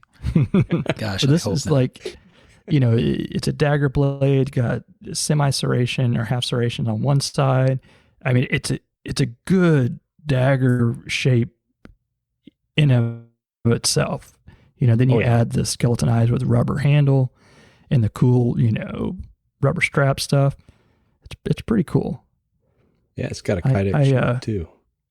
I carried that around the woods quite a bit for, obviously not diving, just because I thought it was cool as shit. Strapped to your leg, obviously. Oh, yeah. Of course. How could you not? Hello. I might get up to, waist deep in the creek, so I got to be careful. Yeah. Could be crocodiles in there, piranha. Got to stab stuff. So that rubber in the center, is there metal supporting it, or is it kind of molded in place in there? It's kind of like they had to have molded it in place because it's a skeletonized handle, but the rubber, because it started peeling away after many years of jacking with it, kind of like a lip around the holes. If that makes any sense. It does. So it had to be kind of, like you said, molded in place. But it was a very fun, cool knife. Very nice. How'd it throw? Yeah. And then the second one is a Cat's dive knife. This is a knife that I remember that one.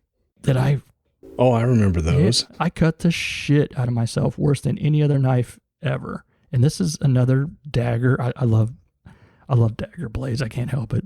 It's got more of a full serration, but it's got a fuller, a Creighton handle.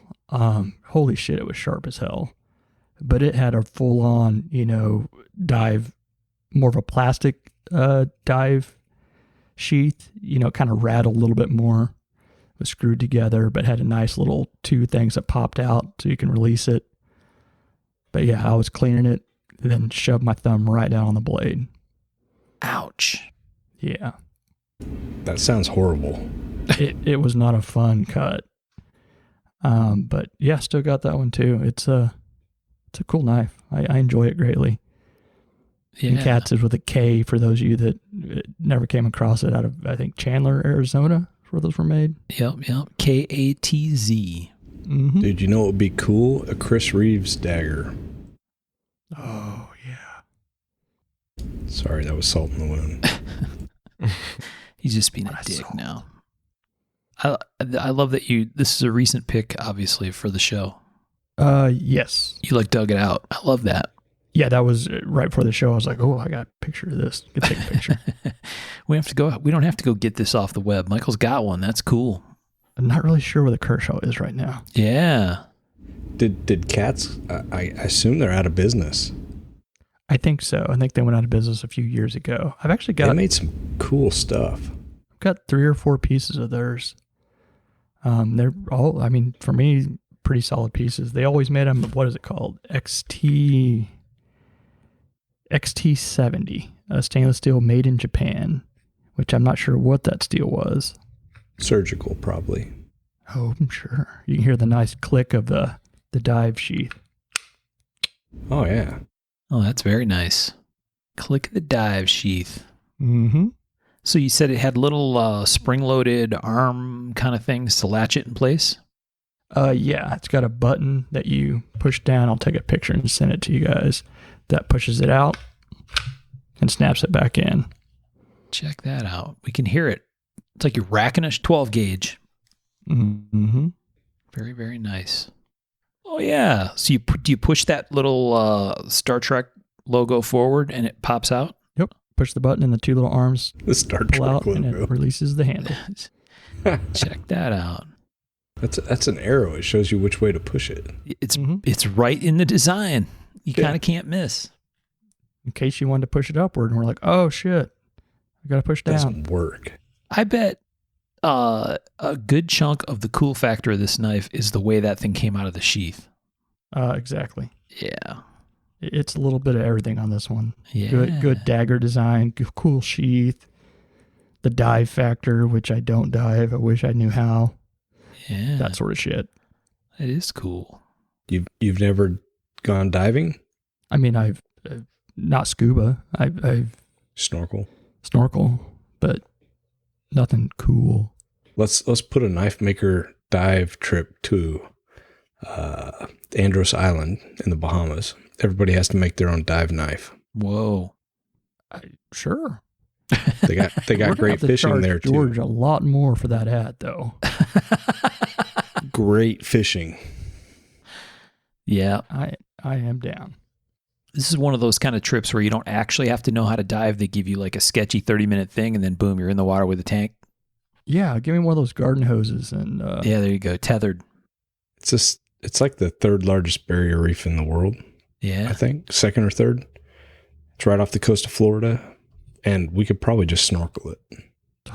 Nice. I mean, there's usually only two impediments to that. It's time and money, but man, if I can get over those two, boom, I am on it. Yeah. I think it's a good idea.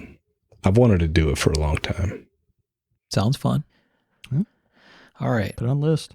Is that it for dive knives? I think so. Yeah. Okay. Sean, you didn't have a backup dive knife or anything you wanted to talk about? No. But for Michael's Kershaw, where Tom said he thought he saw one with a yellow handle, I'm pretty sure I saw one too, and I think there may have been a variation with a yellow handle and a blunt tip blade. Oh, Ooh. Yeah, maybe so. I think I remember that. nice. Those were cool. Kershaw did a good job. Mhm. Yeah, they did. Yeah, those are super cool. I can totally imagine young Birch out there with this thing strapped to his leg, Yep. With his buckskins. getting it done. Get my old black lab wandering Yeah. around the woods with me. There you go. Good times. All right, so our last category is pack knife. This one's kind of like this one's almost like a looser kind of category, right? I mean, Mm-hmm. as far as what would you classify as a pack knife? I think kind of officially, if there is such a thing, it wants to be something light. It's kind of smallish, right? Needs to fit inside your pack, but I tended to think of more like mid-size, almost like small camp knife kind of stuff when I'm thinking pack knife. I don't know if that's the... I think we all had our own definitions. In my head, I had the same thing. I wanted slim, small, light, carryable, and I tried not to go full Rambo, Yeah. which is really hard. I want to be actually practical with it, Right. but cool too. But cool too. Exactly. So I have this knife that I got from Brian Efros. I just sent you guys a picture of it. And this probably isn't really a pack knife. Oh, It's the right size. It's kind of a... Go ahead. it's maybe an excuse to show off this knife a little bit, but yeah. Maybe. Mhm. This is a cast knife, and I guess it's probably officially a fighter. It's got a fighter kind of look to it, but I would absolutely not hesitate to carry this in a pack as my pack knife. A little ironwood, a little mustard 100%. patina. Yeah, you can actually kind of get out and use that blade. Yeah, seems cool to me. Yeah, I'd pack that. Yeah, that's pretty sweet. I finally got Instagram to load. I think they call this model the Mustang. I'm not positive, but I think so. He was just in the hospital, no? Oh, I don't know. I think maybe. Am I thinking of the right Yeah, person? he was, but I think he's better now. I think he's doing better. Yeah. Oh, good. Yeah, that's a cool knife. Yeah, Mhm. it seemed like a good one. It is quite light. It's very quick. It's a quick knife for its size. I'll say that. How thick is it? I'd have to grab it and measure it. It's not far away, but But I mean, was it a more of a real lightweight knife, or? I would say it's not super light, but on the light side for its size. I have some other knives that big, some other fixed blades that are around that same size that are much heavier. Oh, very cool. Yeah. that's a good pick. I can get behind that. All right. Well, there you go. Ain't nobody mad at you about that knife. You kind of can't be mad at anything from those guys, but Claudio's slaying it all the time. So this is pretty cool because it's like not a super typical example, right? It's like a real world example, like you said, where Not super fancy, but still cool. Yes, very much. So high five to Brian for sending that guy my way. Very, very cool knife. I love it. And he wasn't shy about using it either. It's got a little love on it because Brian was out there using it, which is awesome. Mm-hmm. All right. I got backup picks, but we'll come back to them. Michael, what's your pack knife pick? Okay. So like I said, I wanted to go lightweight, but man, like I said, it's got to be cool. So I went with, hopefully you guys are following Lin Ray, old school that's master smith, but his X-ray knives just blow my mind. They are forged, and he basically wraps the handle, forges the handle around, and it's hard to explain. It's got no handle, but yet he forges the handle around in the silhouette of a handle. The blade tang. Yeah. And they are so very cool looking. Have you seen the Bowies he's done like that? Yeah, he's done some massively, like you have to measure everything out, like D-guard type of buoys that come around and then come back around again. Yeah. And this is one you definitely have to see to appreciate. And unlike Tom, I'll post up some photos and stuff. You're not going to hold out on us? What? Yeah, I'll, in a timely fashion, I'll do it. Right on. Yeah. But you have to see it to appreciate it. And I haven't gotten one yet, but this is one of those I must have type of knives. And he makes them some hand rubs, some, more of a user finish like this that I showed you guys. And just, I bet it'd be a pleasure to use out in the field, out camping. Yeah. I don't normally like hand rub, but I actually do like the ones that are like forge finished and then it's like hand rub flats. It's a good mix. Yeah. Of rustic and clean, because it shows that he has the ability to both do this beautiful smithing work and then also do the refinement. Super technical. Yeah. One of those in your pack, doing a little cooking at the campfire. Shit. All in. Yeah, the D-guard one is nuts. Yeah. And it's Lin is an Lin and RHEA. He is an Arkansas Smith. Mm-hmm. Nice. So the Instagram is at Ray Knives, RHEA_knives. Mm-hmm. So go check out Lin's work. Very cool stuff. Yeah, it's a great one to check out because he shows a lot of how he does it. And, it's kind of one of those great, here's how I'll do it. Good luck doing it. Looks like he's going to be instructing a blade show. That's really cool. Mm-hmm. And then take one of those little strikers that he makes that looks like a mustache packed in there with it. Yep. I think Nick Rossi made one of these knives, little knives like this with a handle that wraps around like that not so long ago. He may have. That same kind of shape. So like it's, for the people listening, this is like Tom said, it's almost like the knife goes into a very, very thin tang that's drawn way out and then curved all the way back around to make the perimeter of the handle like a skeletonized handle. Mm-hmm. Yeah. Neat. Yeah, super cool. Yep, I like it. All right. Sean, what do you have for a pack knife over there? I chose a Brian Good TTW, the To the Woods. Now, this is bigger than you guys chose. And if I was going to go smaller for a pack knife, I would choose something from Brian anyway, because he really knows his shit when it comes to this kind of stuff. Mm-hmm. And he makes a fantastic knife.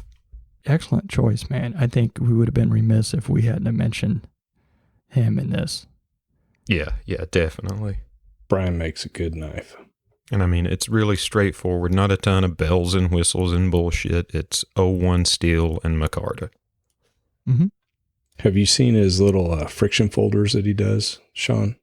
Yes, I have. Super cool. Yeah. I'm not even a friction folder guy, but those are really nice. I'm not really either. I've got one of his and I've got one of Ben Orford's. I think I really like what they're doing. So yeah. It's kind of the definition of a good practical user knife. Just solid.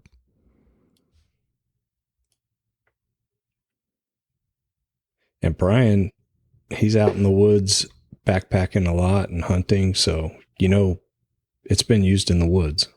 That's what I was just going to say, right? Brian does great stuff, but he's like, he's out there living it, right? He used to write all those stuff on USN, right? About reviews of gear. And it wasn't like, oh, I got this piece of gear and I'm sitting in my living room jacking around with it and here's my impressions. He was like, oh, I got this piece of gear and I'm going camping like tomorrow and I'm in the woods for 4 days with it. And I come back and no shit tell you how this thing was to use for real, which I always thought was really cool. Mm-hmm. Yeah. He's a rock star. Yep. Yeah, like I said, he knows his shit, and I would be more than comfortable carrying any knife he makes. Oh, for sure. Which his kitchen knives are fucking great looking too. Yeah, very nice. Yeah. Great choice, man. Thank you. Shout out to Brian. And a solid guy. Yeah. If he wasn't, I wouldn't have, Right. All right. Nice pick, Sean. Nice pick. Tom, do you have a pick for pack knife? I do, and I'll be honest, I'm kind of disappointed that you guys didn't pick what I'm picking. Wow. Well, I'm just saying. Oh, boy. Here we go. Where's this going, I wonder? You get one guess as to what this is. What? If I was going to design the perfect knife for this, well, I already did. Damn. If I needed a guy to design a knife for me. Oh, wait. Oh, no, that's me. Yeah, sorry. I pulled a Birch on this one. Oh, ouch. Ouch. What? No? Yeah, I went with the Quest. Who makes this Quest? Funny you should ask. This is not the gratuitous self-promotion pack knife pick. Yeah, it is. Yeah, it is. All right, I'm sorry. Please tell the kids at home what the model is again, so they're familiar. Mm-hmm. Yeah, so I actually picked a knife that I designed. Sorry, but I did actually design this knife specifically as a pack knife. It's designed to be ultra lightweight. It's got a dropped edge, so you can do food prep with it. I designed it for backpacking for like long-term backpackers, like if you were going to do the Appalachian Trail or something like that. And I carry these on. I've got 2 of them on my packs when I go out. Kydex sheath just zip ties to the pack so you can access it. It's right on your shoulder strap. And full flat grind, nice, thin, light. For me, like I said, a lot of times when I design knives, I try to picture myself doing it and what do I want and why do I need it? And this is what I came up with. Well, and the makers, hardest working man in show business, baby. Jeez. Sorry. It's actually going to be one of my picks. Yeah. Your Quest, but apparently you got a rib removed. Do what? Nothing. The maker?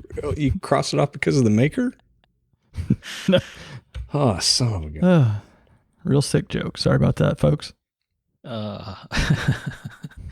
So the Quest, for people who are not familiar, is a skeletonized handle, right? Yep. Why don't you fill it in, Tom? This is your design. Well, yeah, I did. It's skeletonized knife. It's pretty straightforward and simple knife. I designed it so you can do food prep on the trail, and if you need to start fire, any of that stuff. And I tried to make it as light as possible, so the handle is skeletonized with a triangular pattern, and it comes with a Kydex sheath, mounts straight to your strap, or you can neck carry it. And the reason I kind of designed this was I was looking at pack knives. I want to do some backpacking, and I was reading about a bunch of people that carry a razor blade or I don't know, some crazy stuff just because there's nothing that's really lightweight. And I guess this is obviously heavier than a razor blade, but still light enough. I think that it would be a good multi-purpose tool, cutting edge to take on something like this. Right. Oh yeah. So give people a flavor for the size. So about a 3-inch blade, probably, I don't have one with me, 7 inches overall, somewhere in there, 6.5. Yeah.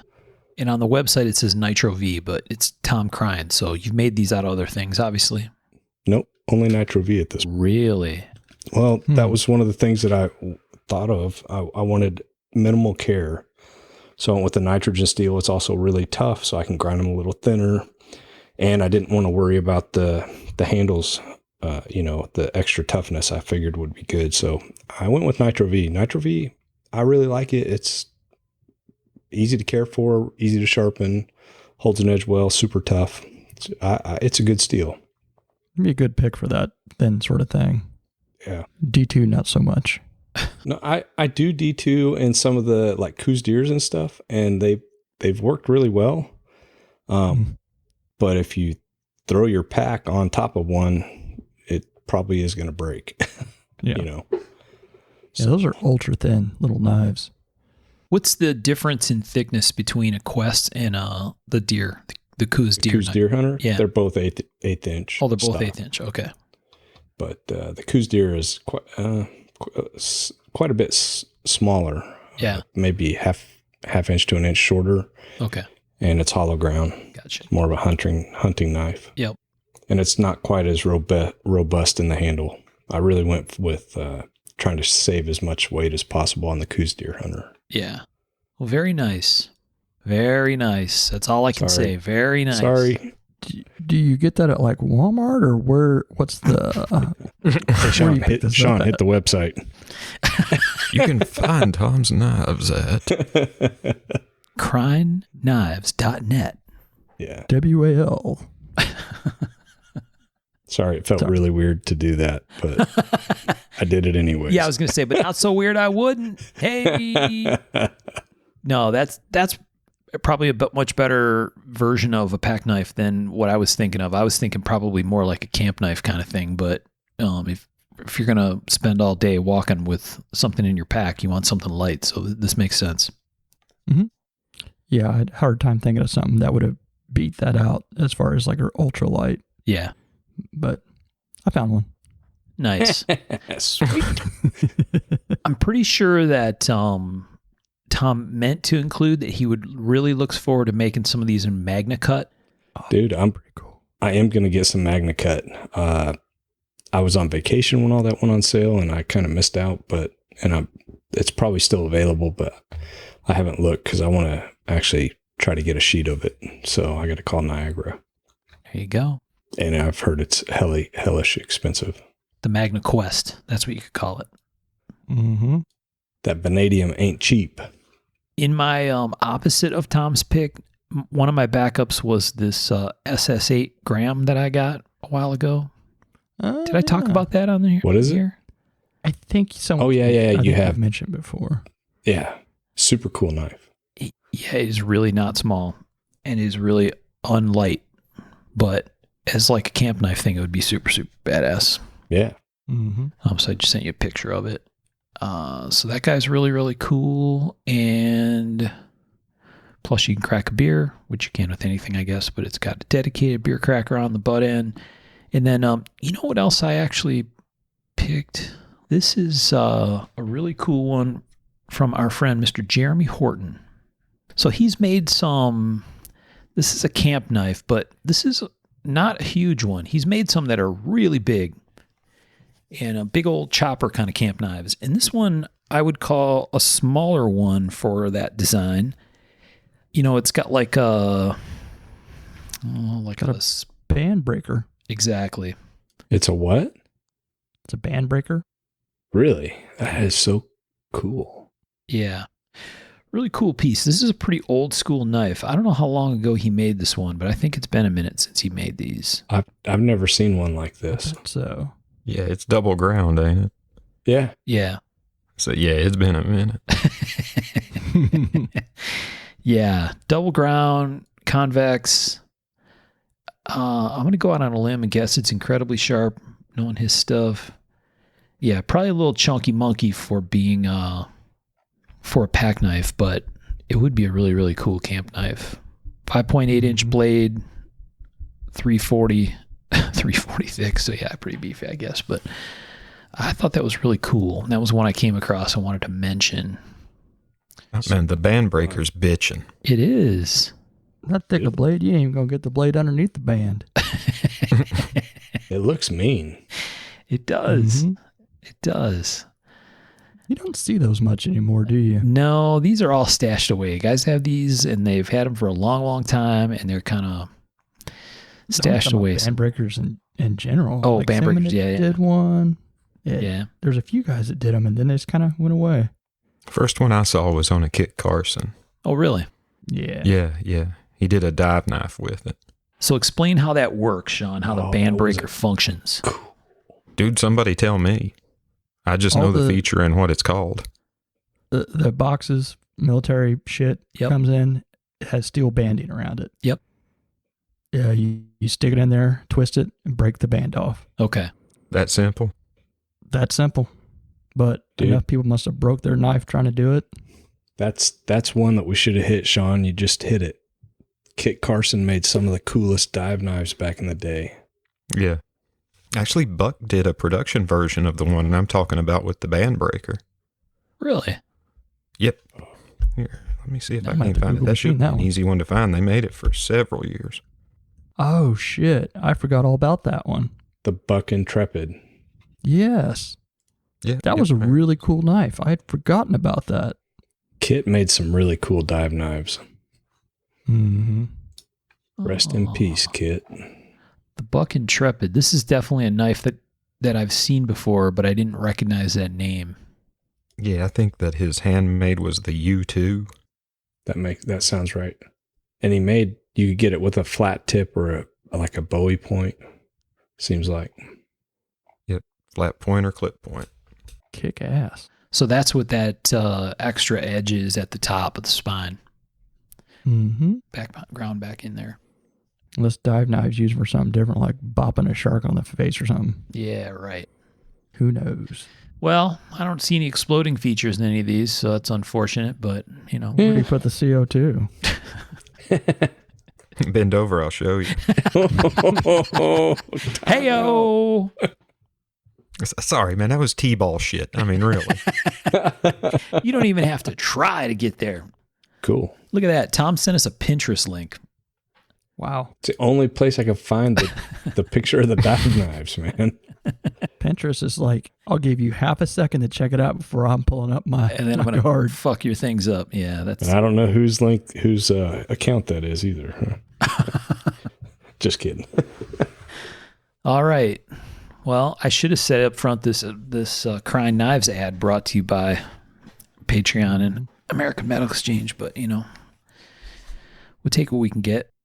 I won't do it again. I'm sorry. No, Michael did it before. It's all fair game. It's all fair I game. will 100% do it again. Now, a guy like Sean, he would never self-promote like that. No, never, ever. Until I got something I need to promote and I own it. I feel him clutching his pearls off in the distance. Okay. Those are fun picks. What about anything else? Did anybody else have another pick that we didn't mention? Or do we want to talk bonus pick? I know Sean's got a secret bonus pick he's been just itching to share with us. Yeah, let me get pictures rolling toward you guys. Okay. Ready. Oh, this is me rubbing my hands together with anticipation. Do we have a category? Do we have a... Man, I guess this could go into the pack knife thing. Mm-hmm. Mm-hmm. Oh, yeah. Well, my backup was yeah. the Marto Explorer survival knife. Whoa. Nice. That's a blast from the past. Yeah. It's like Uh-huh. the Ator or whatever. Do you remember those? Yep. I don't know if I it remember pronounced those. Ador. Yeah, the Jungly. I had the Ador that had the one where you can actually The shoot. slingshot. Yep, I had that one. Nice. But tell us about all the features on this one, Sean. Dude. Paint a Where picture. to start? Uh, All right. So the Marto Explorer, it's I believe they're a Spanish company, right? Sure. I would guess. Let's go with I think that. so. I think Anyway, you're right. These came out, middle of the survival knife boom. You've got a clip point blade, saw on the back, hollow aluminum handle with a steel cap on the end and a D-guard. And it's a removable D-guard. It pops off there and slides down the blade.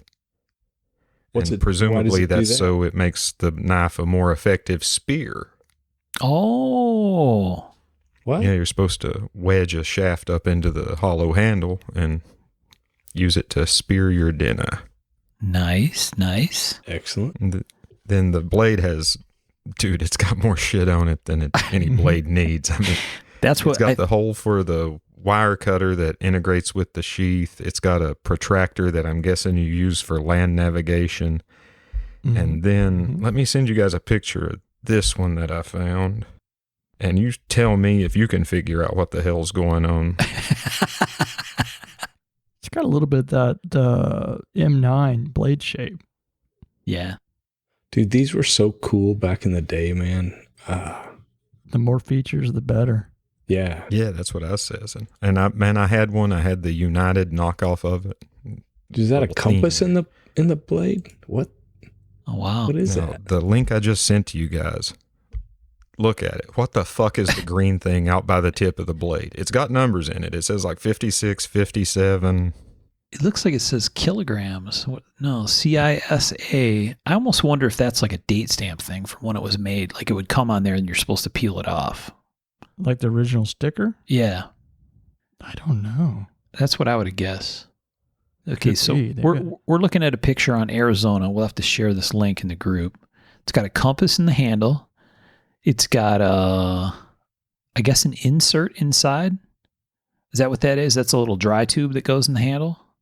Yeah, and the dry tube, it's stocked full of shit. I mean, literally, you could not pack any more shit into that tube. I mean, fishing hooks and a snare and all kinds of shit. And then there's Morse code on the outside of the tube. Yeah. Yeah. I'm excited now. It might be impossible to die if you had this. You'd have to survive. Mm-hmm. You'd have to try not to. Wow. That thing is cool. And I mean, it's the 80s. Yeah. Yeah. The very definition. It's like the late 80s, though. Yeah. Because the early 80s sucked. Gutman, they owned Explorer there for a while. So are you reading this this letter? So this says Marto designed XM9 trials bayonet. So it says Marto of Spain was one of the 6 competitors in the U.S. Army XM9 bayonet trials that led to the adoption of the M9 bayonet, which is exactly what you said, Michael, about the shape. Right? And this came in second place. Yeah, right after the Frobis XM9. That's pretty cool. I didn't know it was that serious of a knife. Yeah, check that out. Come on. You know Sean wouldn't give us any junk. Well, there you go. The letter that comes with it, signed by Homer M. Brett. I'd like to see all of that letter. Yeah. Yeah, that would be cool. Which the sheaths are pretty cool, too. They've actually got a sharpening stone inlaid into the back of the sheath with a nylon cover that goes over it to protect it.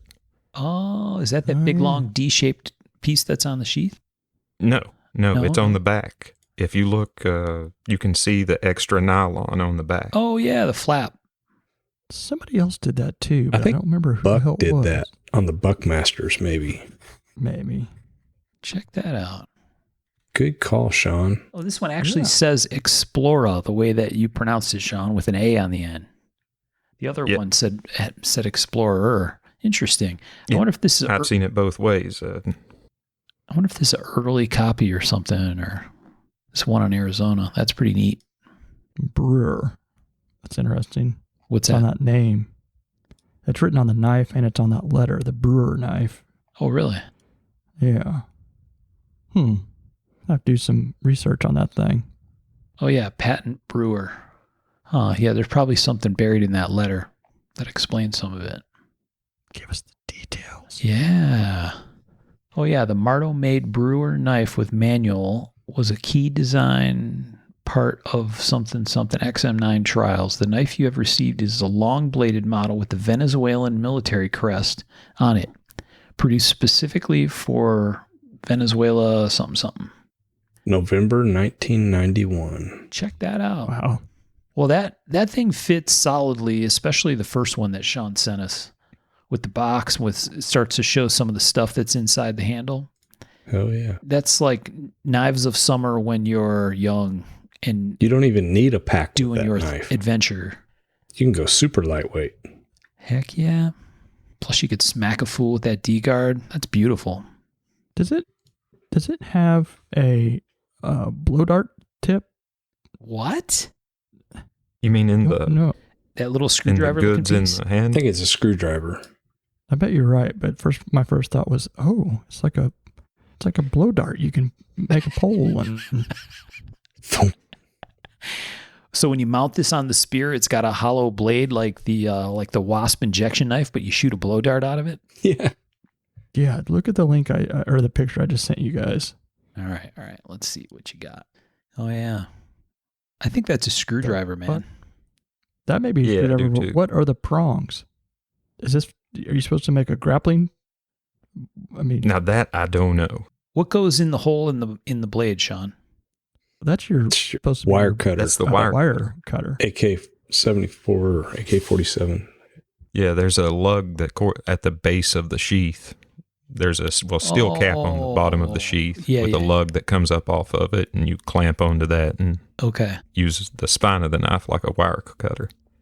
But apparently, this also fits into that somehow. That's what I was kind of figuring. And two little things spring out for what I don't know. Maybe Dude, it's right maybe next to for- the protractor there. I bet you it's land navs of some sort. Oh. No, I bet it's for fishing. I bet you can spear something and not have it get off What? as Awesome. they pop out. Yeah, that's what it looks like, Michael. Boom. Because the front is tapered, and then it flares at the very tip of those things that fold. So once you shoved it over something, it wouldn't pull off. Yeah. That's exactly what it is. Check that out. I want one of these now. That's super cool. All right. Somebody did a lot of thinking on that. Yeah, for They did. sure. Of course, a son of a bitch would swim away with your whole knife because it'd pull off the shaft probably, but It's probably got 1,000 yards of paracord in that handle too. Yeah, right. All right, we're gonna have to figure out what that little device is. You're thinking it's a I'm pretty sure Michael hit it right on the head. It's got to be. It Spear looks fishing tied up. exactly would work. Works like the molly that goes into a wall. Oh yeah. Yeah. So it'd fold flat, except for those little flares at the end would come off the blade. Wow. Yeah, that's super cool. I got to incorporate that now. Okay, the Marto Explorer. That's tomorrow's eBay quest. Mm-hmm. Get it quick. Yeah, find a complete set. I'm 100% using that protractor for something.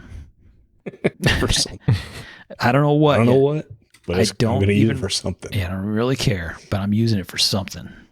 Yeah, I assume you can put a stick in it. I'm sure there's a hole there, and you can do basically like an old sun dial. Yeah. The Wow. shadow tells the time. Yeah. Well, you got the compass, so you know which way to point. Mm-hmm. There may be one on eBay. Oh, shh. You better grab it. I'll send you a link. All right. Marto Explorer. Well, Fantastic, Sean. Great bonus pick. yeah. Thank you.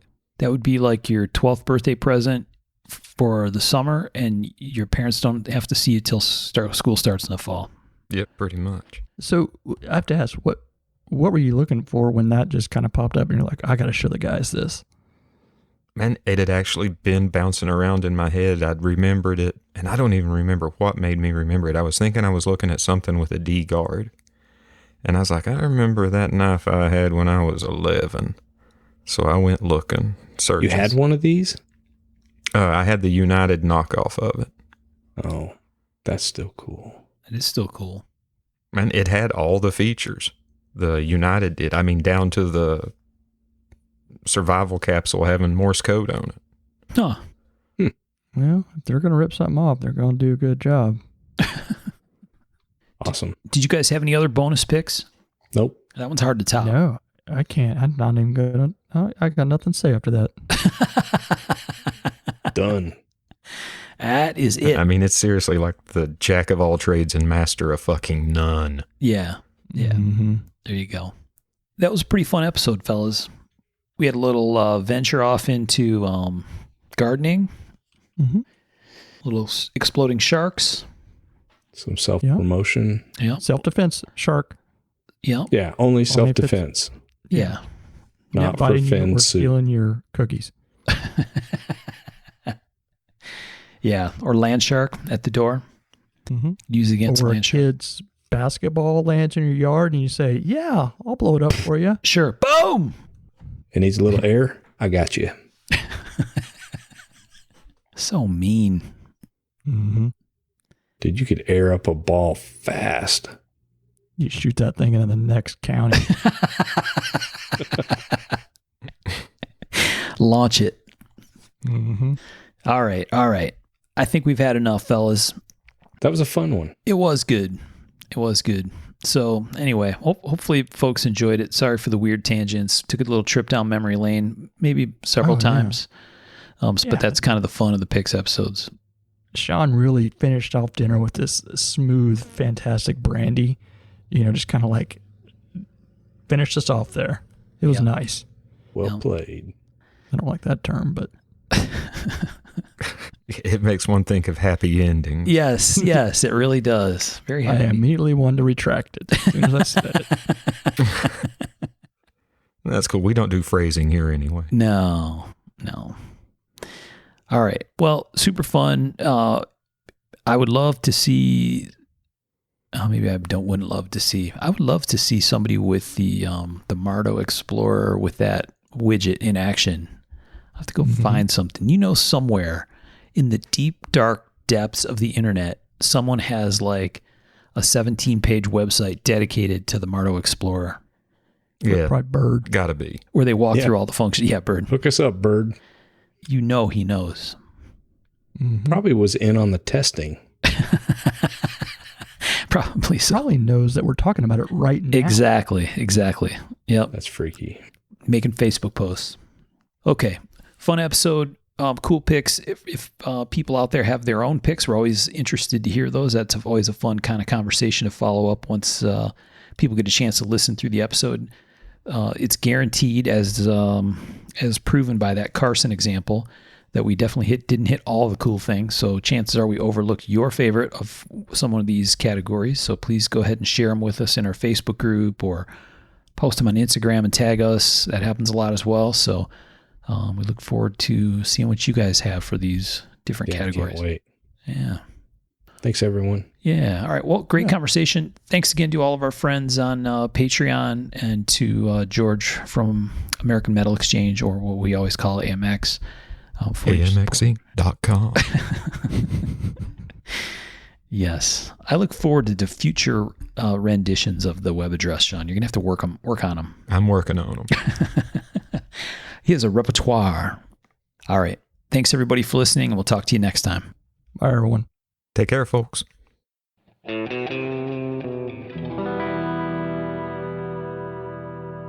To learn more about our makers, you can find Tom Crine on the web at crineknives.net, in his Facebook group, Crine Knives, or in his Instagram account, at Crine Knives. For Michael Birch, check birchtreeblades.com, Facebook group Birch Tree Blade Works, or Michael's Instagram at birchtreeblades. For myself and the Raygun Bead Project, we're on the web at raygundivision.com. We have a Facebook group called Raygun Division, or my personal Instagram, at msteiner. For those interested in photos, references from the show, or some discussion about the show itself, you can find us on the web at markofthemaker.com, in a Facebook group called Mark of the Maker, or on our Instagram, at Mark of the Maker. Last but not least, the ultra cool and haunting background music we use for the show is a piece called Noir Guitar by Stevie's Amp Shack, found at the Free Music Archive and licensed under Creative Commons CC BY 4.0. Thanks for listening.